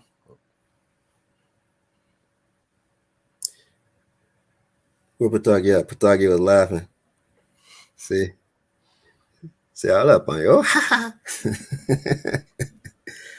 That's how Northern Kingdom laugh. See, I told you. All right, Patakia know what's up. We done been on the line. I done read in Spanish for Patakia, so he knows. He know what's up. Right? All praises to the powerful soldier Patakia, right? Who was down there across the border in TJ putting in that work. You feel me? Putting in that work. You see what I'm saying? And look at his battle axe face. Quadoc, where you find that picture at, Art? I just went online and just did my thing. Right? Man, look. Hey, let's bring that out back in the KJV one more time, Art. You can go back, just hit your back button. Bring that out one more time, right? 55 and 21. Khan. This is the book of Psalms, chapter 55 and verse 21. The words of his mouth were smoother than butter, but war was in his heart. His words were softer than oil, yet were they drawn with swords. Right? You know what we call that in modern day vernacular? Passive aggressive. Right? If it's one thing that I detest about how Esau, see, look, the Patakas is a kind, he talk like a Cubano, right? Because I got Manassites on my mom's side. So the way I learned Spanish is listening to old Cuban niggas that don't pronounce no R, no S, no B, right? ¿De dónde eres? Soy de Cuba. See? You know what I'm talking about? If you know, you know, right? But look, these Edomites have learned to shape their character, and their words are as smooth as butter. They will smile in your face, knowing that they got a dagger under their cloak. So why can't we not give a 2 cents about how they feel or what they're going to do, one way or the other? We had a dirty Edomite come up to camp the other day, right? He's in a wheelchair, looked like one of his legs was ready to fall off, and the other one was right behind it. You know what I'm saying? He was just decaying, decrepit old troglodyte. He wheels up to the call Cassidy. This is after camp. It's a dozen niggas standing around politicking. He wheels himself up in his wheelchair and just start chopping it up. No, with, hey, fellas, And turns out he one of them Georgia crackers, right? So we get to talking, and where Gamal at? Gamal, where you at, King? Gamal was right there with me, right? He get to talking, and Gamal said, you from Georgia, huh? So have you ever uttered the word nigga in your life? He's like, sure as hell have. I ain't gonna lie. Oh man, you gotta laugh at these crackers. But all we said was, look, the bet. He was like, yeah, I'm looking for some Christian men that's trying to end homelessness. I said, we ain't got nothing for you, sir, right? Except for the fact that you and your people, at some point in time, your bill is due. You're done, right? So all you could do right now is live it up. He's like, well, shit. He was like, nail me to the cross. I'm ready to go. I said, no, that's too easy for you. That ain't my judgment. That ain't my place of judgment. I want you to live your life, right? In fact, I'm glad to see that you rotting away. Like, I love to see Edomite vagabonds. They are 3-time loser, right? They're 3-time loser. They get the keys to the kingdom handed to them, and they fumble, drop the keys into the gutter, right? Now they sleeping in the gutter. But look, me, not even a few months ago, maybe at least, definitely before, the last 6 months to a year, soon as that Edomite came up, I would have told him to beat it or said something, strong. I would have had strong words for him. But at this point, it's water off a duck's back, because I already know, especially a low-level Edomite like that, that's a vagabond, Now, you want to see some skill, you watch how Sarge dealt with, Tamayim was there, right? And he said he's seen that. It was funny, right? But look, we wasn't hooping and hollering, but we was telling him, look, like, I told him literally, you need to go, what you can do is go back and tell all them crackers that that they bill is coming due. They debt will be paid for touching the apple of the Most High's eye. And that's about it. Ain't got nothing else for you. You see what I'm saying? Right? Now look, it was a serious form of growth for me, because like I said, I'm born in Georgia, deep South Georgia, almost damn near Florida. And my folks is they from the swamp where the islands are. You know what I'm saying? You want to talk about some rednecks, right? Now, I have a deep disdain, let's just be politically correct, for things that have happened in my family, right? I got an uncle that was murdered by a redneck sheriff. My uncle was a 2-time war veteran. This nigga went to Korea and Vietnam. My oldest uncle, my dad's oldest brother, right? Murdered by a redneck cop. He was sleeping in his Mustang, right? He bought a Mustang. That's why to this day, my uncles and my dad and them, there's a lot of Mustangs in the family, because my oldest uncle John was a Mustang man. He went to Vietnam, came back, brought him a brand new 66.5 with the 289. You know what I'm saying? Ford fellas will know what I'm talking about, right? This nigga he was riding the cleanest whip that's out. You see what I'm saying? But because he couldn't stay in the hotel room, he was sleeping on the side of the road. And the cracker came up, waking him up out of his sleep. You know what I'm saying? It's a Vietnam vet. He startled him, right? But long story short, my uncle took off running and he shot him in the back. But the shot didn't kill him. He beat him to death with his pistol, right? And then this is my oldest uncle. And I never met Shalom Tajah, right? All praises. Ahabatah, King, right? Ahabatah Mashpaka, right? I love you, family. All praises, right? So look, he beat my uncle to death with a pistol. Thought he caught him some nigga that was still in a car. Or maybe didn't even care. It was just the nigga to him, right? And we know old Deputy Dog is old low down dirty Klansmen. They, you know, they do what they do, right? The sheriff and the judge and all of them. That's how the little towns work. But at the end of the day, when he found out that my uncle was a veteran, and you know, my grandfather and my grandmother, you know, they had some standing in the community as upstanding people and this and that. So he felt some type of remorse. And this cracker had the nerve to come drive up to my grandma's house. And mind you, my dad had it was like 14 of them. And 10 of them was boys.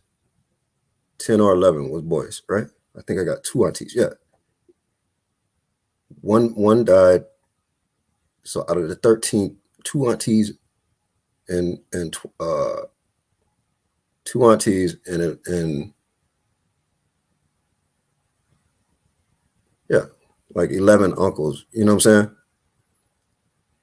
saying? And so he comes up to the yard, and this is, I mean, through the spirit, my grandma was like telling them the same thing we was talking about earlier. This ain't the time for your get back. Because my dad was one of the youngest, but he said his older brothers, because PK, my grandfather died at a young age. So my dad's oldest brother, 25 years older than him. So that's the father figure. So you can imagine the pain and the hurt it's causing the family for their patriarch to be murdered like that. To them, a hero. Went to war twice and survived. Right? I read the letters that he wrote to my grandma while he was at war, and I saw his picture for the first time, and I thought, damn, Dad, I didn't know you was in the Air Force, because it was an old black and white picture of my uncle. It could have been my dad's twin, except they were 25 years apart. And I saw a younger picture of, you know. So long story short, long story medium, put it like that. My grandma said, y'all don't jump on him. Don't beat him. Don't do nothing. Right. And this man came begging to my grandma to take the spell off him because the devil was riding this nigga, man. Look, funny. He thought my grandma was some kind of goddamn roots lady or something that put something on him. No, the Most High put that on you, cracker. Instantly. You see what I'm saying? Mess with the wrong one. And look, my grandma said, I ain't going to do nothing to you. I'm not going to let my boys do nothing to you. I'm going to let you go about your business. And because you asked for forgiveness, I'm going to grant you forgiveness. But I'm going to let you know, you done irreparable harm to my family, and you have to live with that. You know, my grandma told me the story. That man died of a heart attack within months, right? But all my life that I knew about this, right? Because look, my dad is like, they call my dad the lap baby. Shayaka Shalom, Shaka Shalom, sis. All praises. Good to have you in here.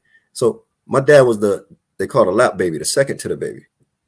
He's 25 years younger than the older, and I got uncles all in between, right? Uncles and aunties all in between. It did irreparable harm to the family. My uncle that's the youngest to this day is struggling with madness, literal madness, right? This PTSD is for real. It passed down through generations, right? So even as a child, every time I seen Klan rallies and rebel flags, and remember hiding in the back room because they burning crosses up the road, and people is calling like they coming that way, right? Look, I wish I could wake that old devil up 1,000 times and kill him again. But I had to learn how to translate that into another energy, right? I put that energy towards serving the Most High and feeding the sheep, waking my people up, because that's what's going to get us that ultimate get back, that ultimate reward. You see what I'm saying? Karaz, let me get Isaiah 61, King. You said Isaiah 6? 61. 61.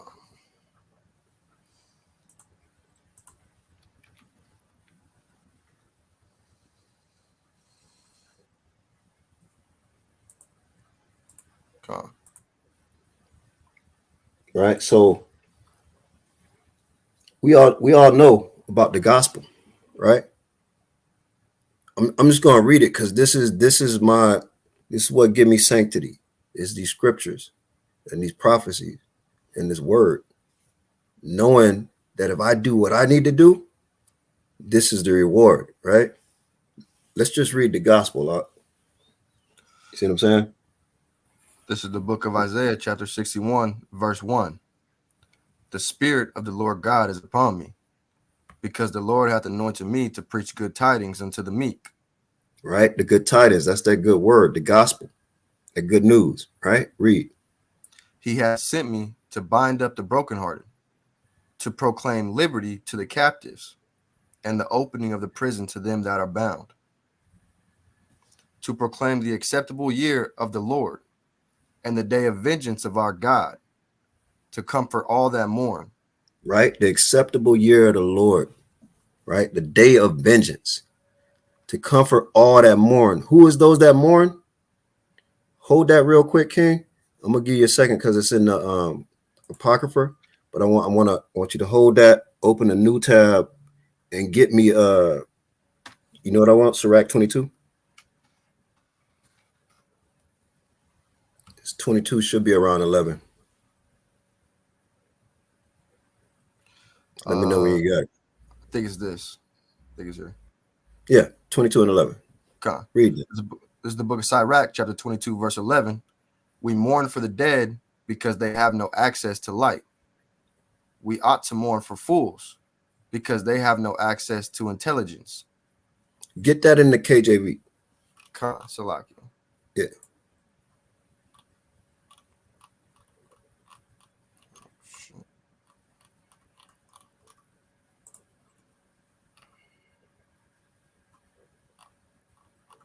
There we go. I think you gotta hit search. Hit the search. Hit the search icon.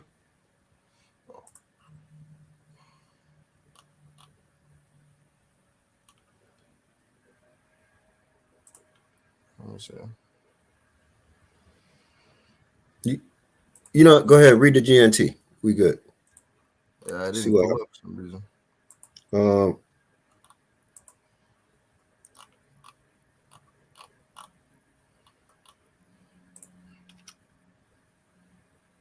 You might have to go Ecclesiastes. I don't know what's up with Bible Gateway, but if that don't work, go ahead and read the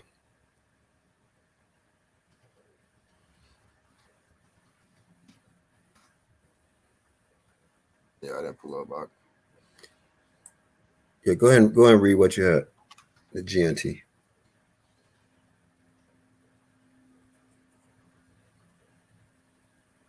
So we don't find a glitch in Bible Gateway.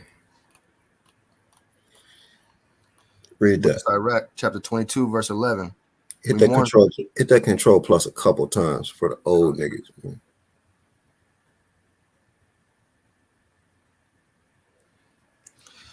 Sirach 22 and 11.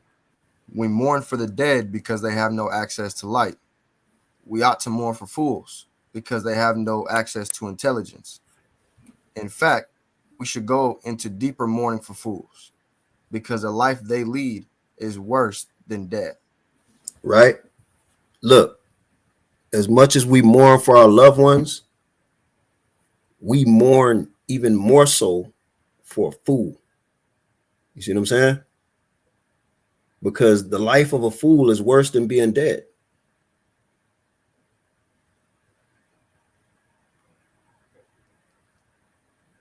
Right? So let's go back to that. Let's go back to that gospel. All right. Slakia, hold on one second. Tajah, Shalom, King. Hey, Tajah says Shalom to all the newcomers in this truth.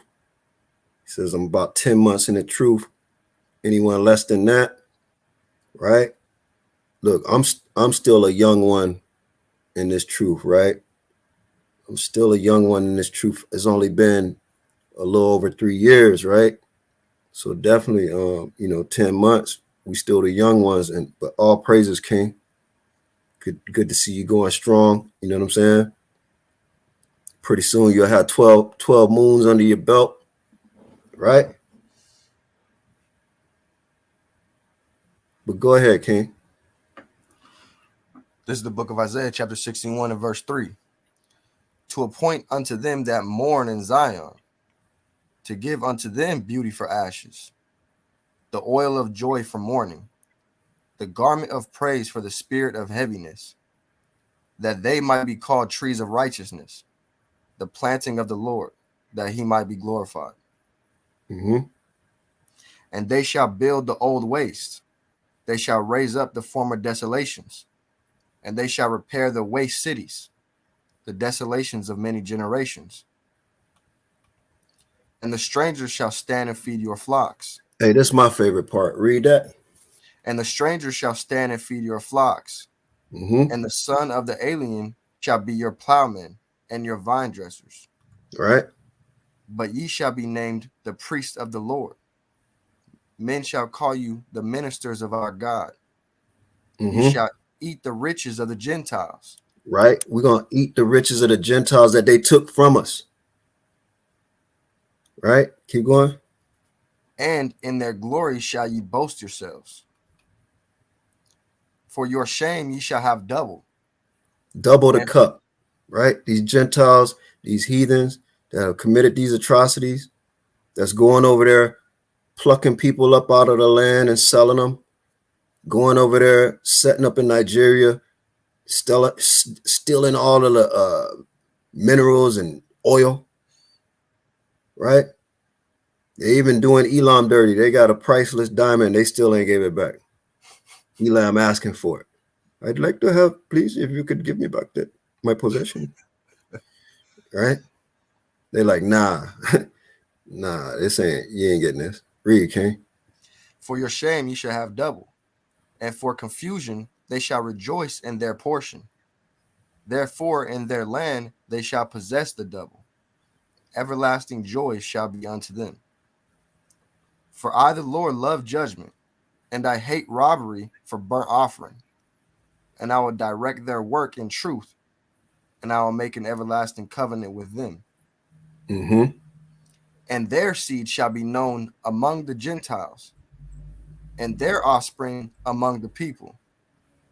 All that see them shall acknowledge them, that they are the seed which the Lord hath blessed.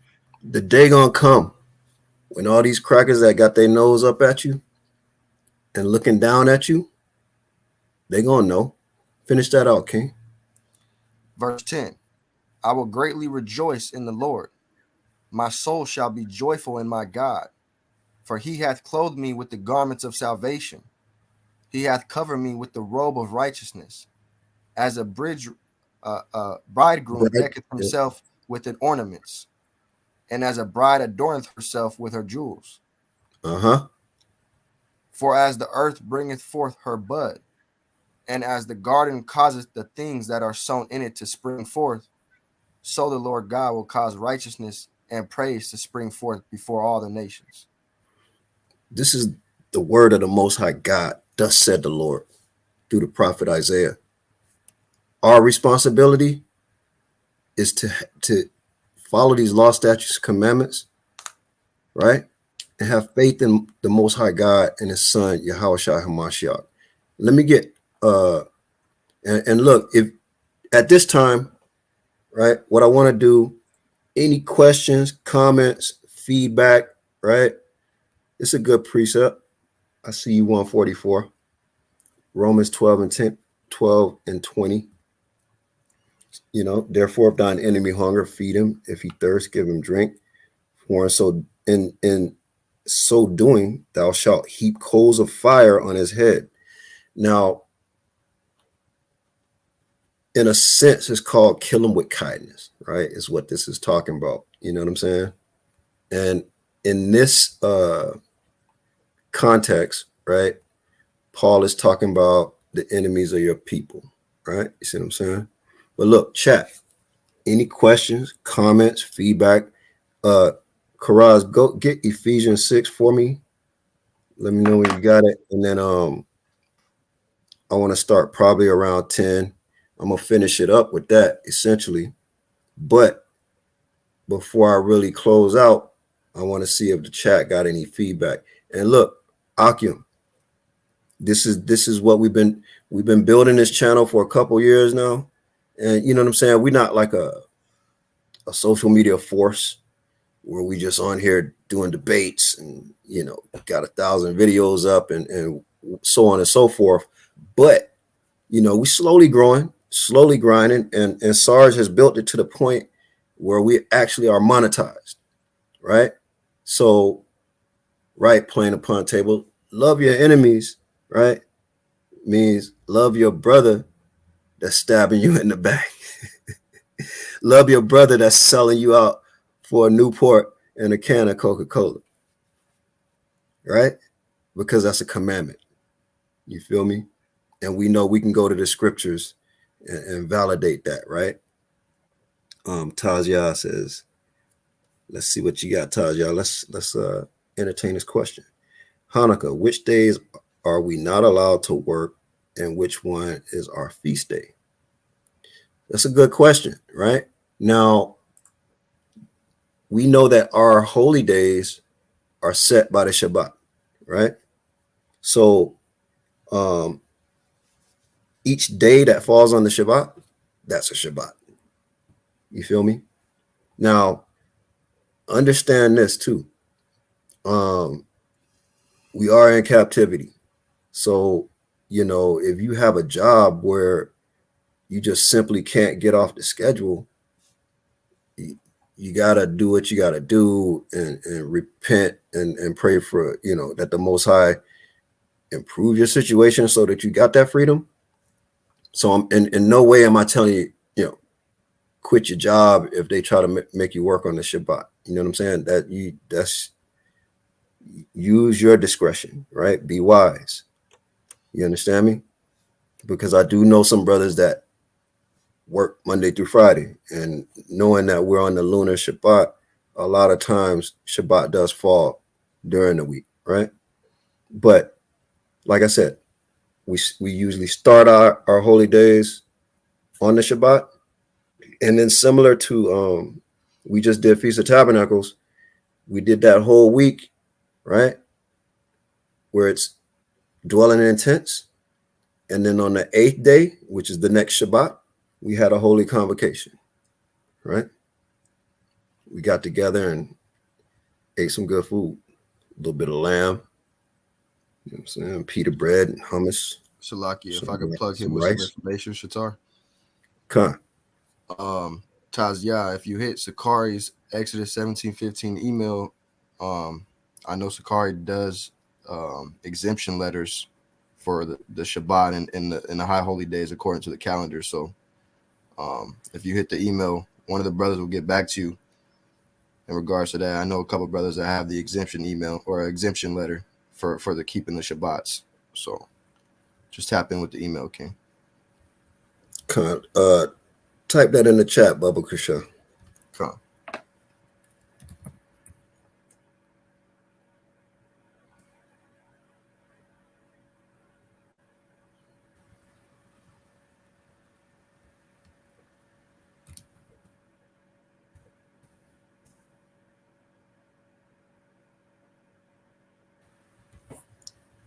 All right, and for just along those same lines,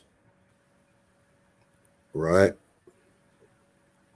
Along those same lines, if you just want to keep up with the dates in and of itself, go to Shabbat.date, right?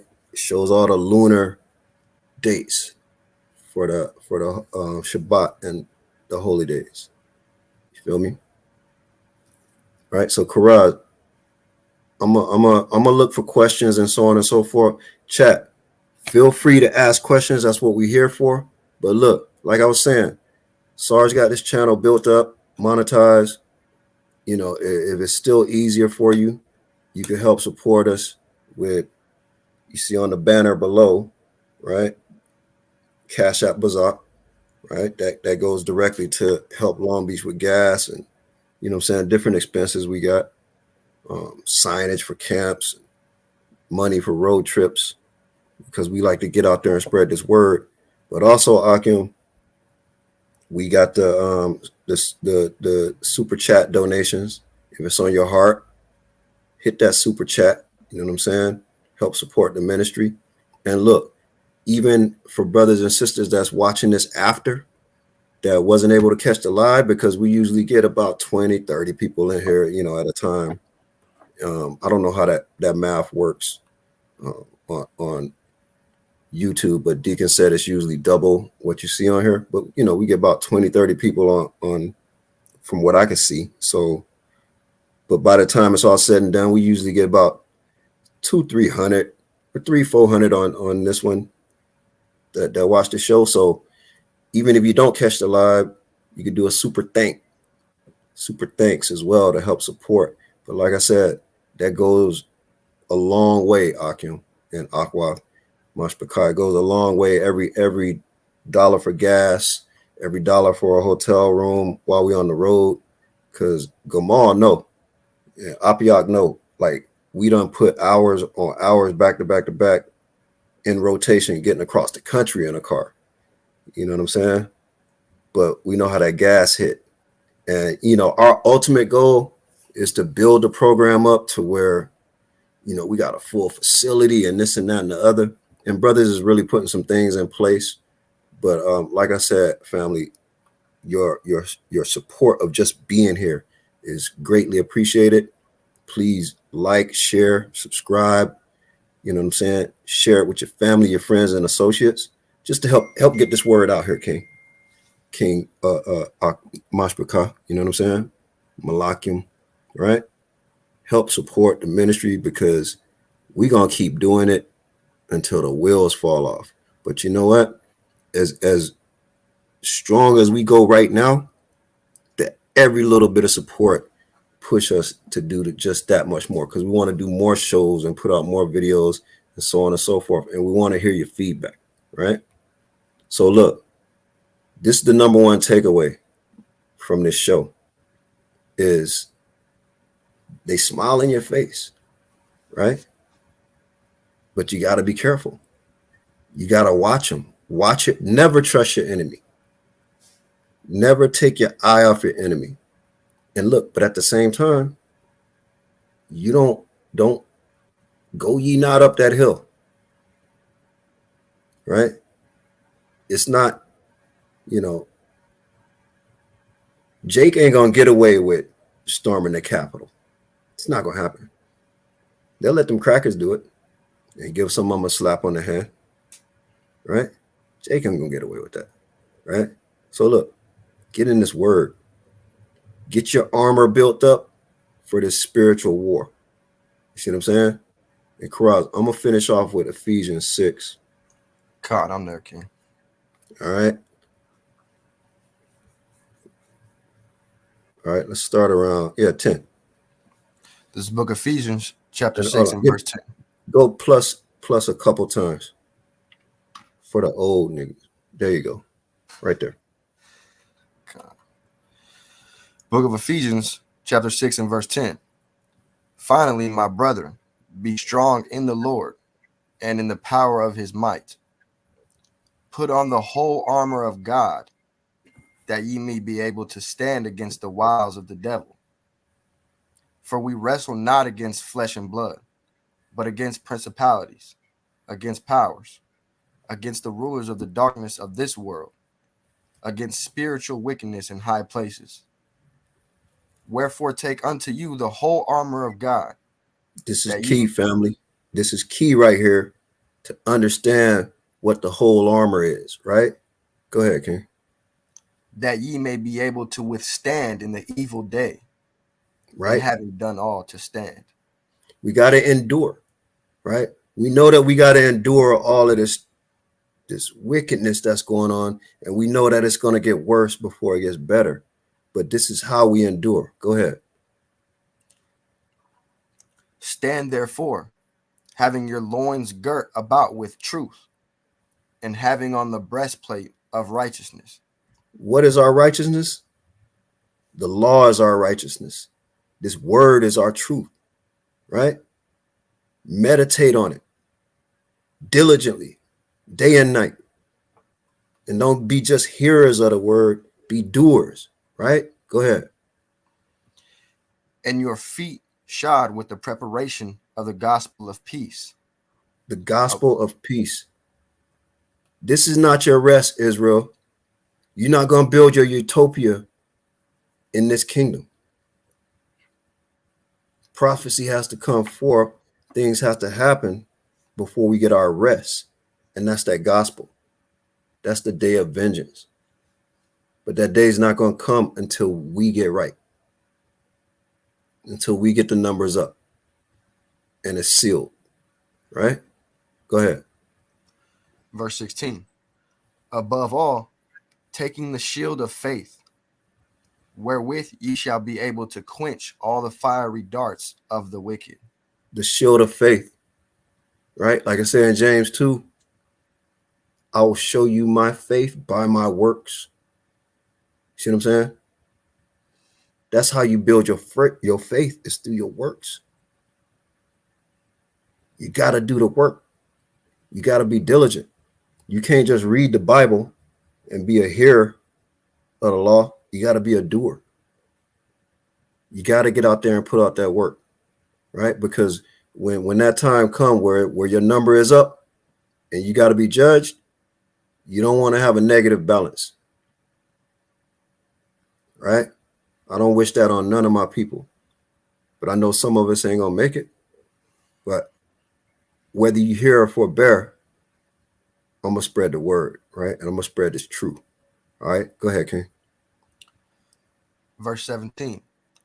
And take the helmet of salvation and the sword of the Spirit, which is the word of God. Right, there you go. You see what I'm saying? And I'm gonna let it sit right there. Nicole Savage, the water, sis. The water. She said, edifying message. All praise. I appreciate you. Right? Appreciate you. That's it. That's all I got for now. I mean, it's a couple of other things that I can go into. I want to keep it right around, you know what I'm saying, the time limit.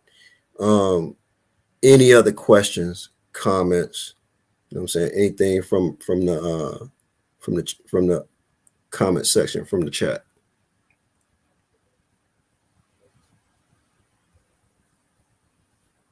I know we got a slight delay. I'm gonna give y'all a couple seconds before I close it out here. I see you in here, Rob. All praises, King. Brother Rob.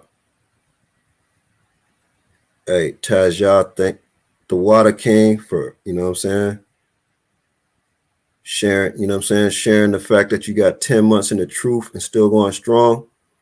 Keep it up, King. You know what I'm saying? All the little ones, keep going.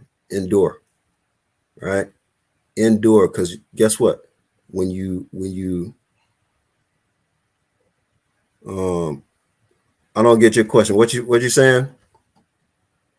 144? What you mean by that? Quick question. Prayer. What about prayer?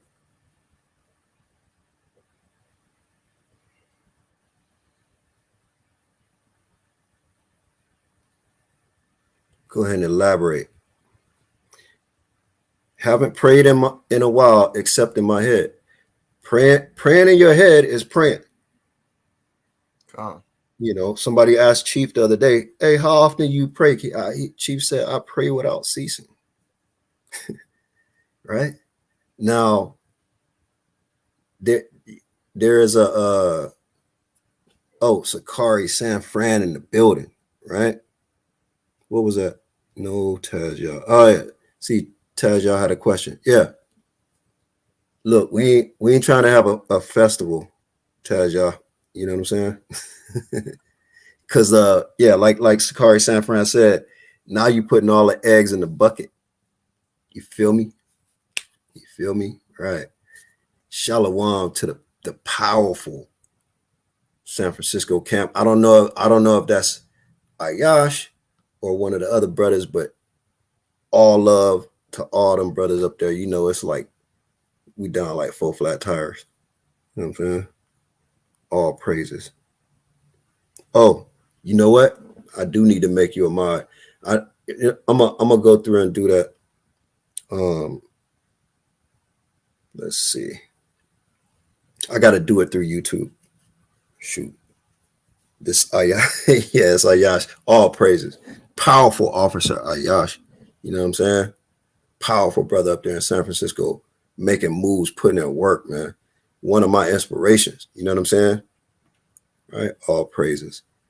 Ayash, I'm gonna make you a mod, and also, you know what I'm saying? We'll be doing this same time on Sundays. So you'll get a wrench, Tarai.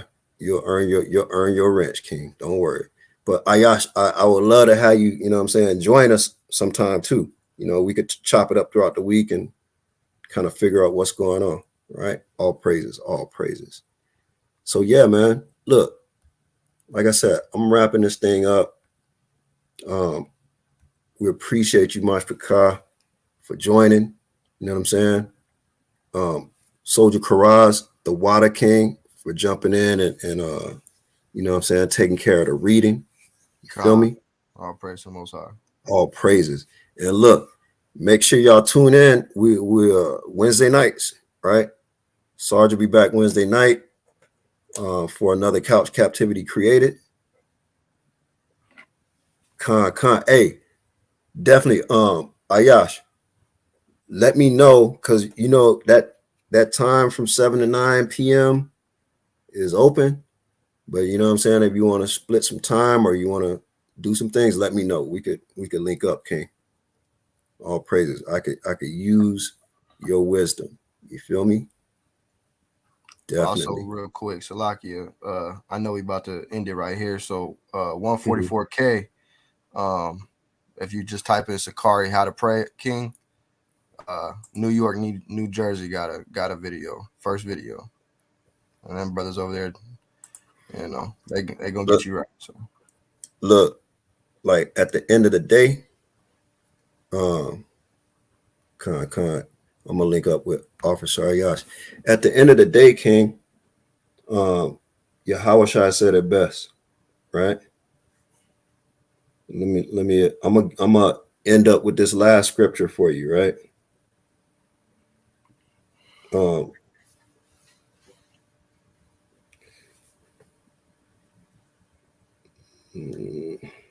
Matthew, right?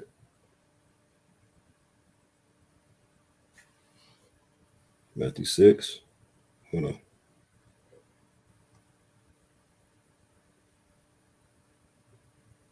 Yeah, Matthew 6. Matthew 6 about 9, right? Cross. Matthew 6 and 9, come. Yeah.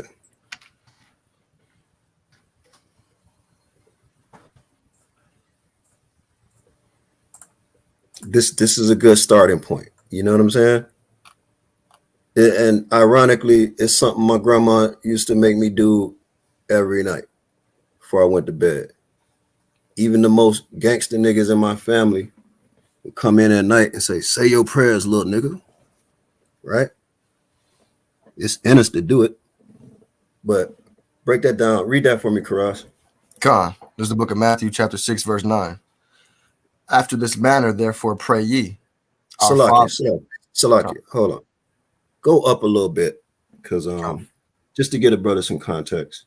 Because praying is not, Christ's point about this is praying is not about being heard, right? So start at 5. Khan. Verse 5, Matthew 6, verse 5. And when thou prayest, thou shalt not be as the hypocrites are, for they love to pray standing in the synagogues and in the corners of the streets, that they may be seen of men.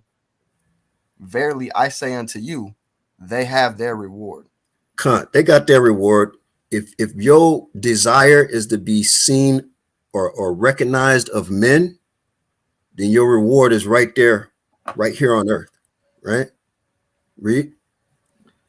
But thou, when thou prayest, enter into thy closet, and when thou hast shut thy door, pray to thy Father which is in secret, right? Now, we're not talking about literally going into your utility closet, right? Enter into that closet means that's your corridor, your private space, and shut the door and do your thing, right?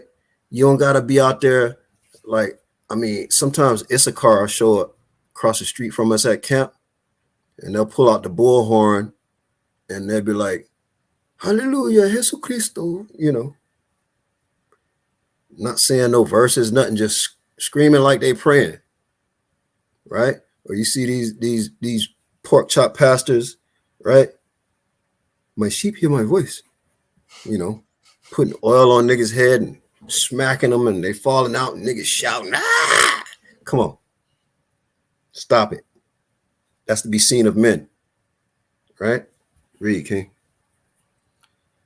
Pray to thy Father which is in secret, and thy Father which seeth in secret shall reward thee openly.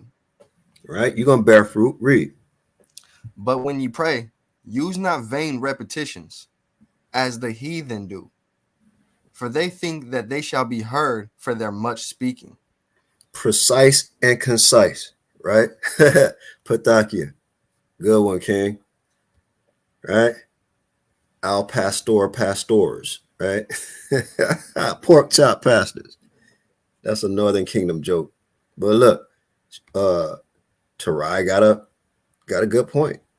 NFL players on the field kneeling after the game, praying and that's such a crock. I've been there. Let me tell you, some of them niggas in that prayer huddle is being wicked as hell in the hotel after the game. Let me tell you firsthand experience, bruh. You feel me? For those y'all don't know, I played a little bit of football, right? I didn't make it like I wanted to in the league. I got cut, got injured. I played a year or so, you know what I'm saying? Had a good college career, but a lot of my homies played. And yeah, man. A lot of them brothers that's like, oh, thank you, Jesus. Come on, man. Come on. Right? Go ahead, King. Verse 8. Be not ye therefore like unto them, for your Father knoweth what things ye have need of before you ask of him. Right? Now here we go. Here's the crux of it, right? 144, the Lord's Prayer. Go ahead. After this manner, therefore, pray ye, Our Father, which art in heaven, hallowed be thy name. Thy kingdom come, thy will be done in earth as it is in heaven. All right. And then when you get a little bit more into it, right? After you get off this milk, you can say, you know what I'm saying? Abanawa Shabashamayim Kodash Hayasham Ka Yahweh. You know what I'm saying? You could put that Hebrew on it. You feel me? You know what I'm saying? Give us this day our daily bread. You know what I'm saying? Nathalana Lacham Ka Yawam. Right? But that's another day. For all you soldiers, tighten up, right? Tighten up on your Lashwan Kodash, right? Right? Or the Ottawa Palau, right? You got to tighten up on it. We got to get that language down, and we got to get the Ottawa Palau down, and we got to get our prayers down in this Hebrew so we can feed the sheep, because it's a different power in the language, right? Huh. All right, go ahead. Go ahead, King. Verse 11. Give us this day our daily bread, and forgive us our debts as we forgive our debtors. And lead us not into temptation, but deliver us from evil. For thine is the kingdom, and the power, and the glory forever. Amen. Right? All praises. Hey, what better way to wrap it up? You know what I'm saying? It's been a good one. You know what I'm saying? Ahabatham Mashbaka and the water for joining us. We love you. We appreciate you. Brother Ayash, I'm going to hit you up, King. You know what I'm saying? What we got in the private chat over here? Okay. I missed that one. I'm going to hit you up Hey, and with that, I want to say call halal Yahweh, Bahashem Yahweh Shai, and Shalom. Shalom.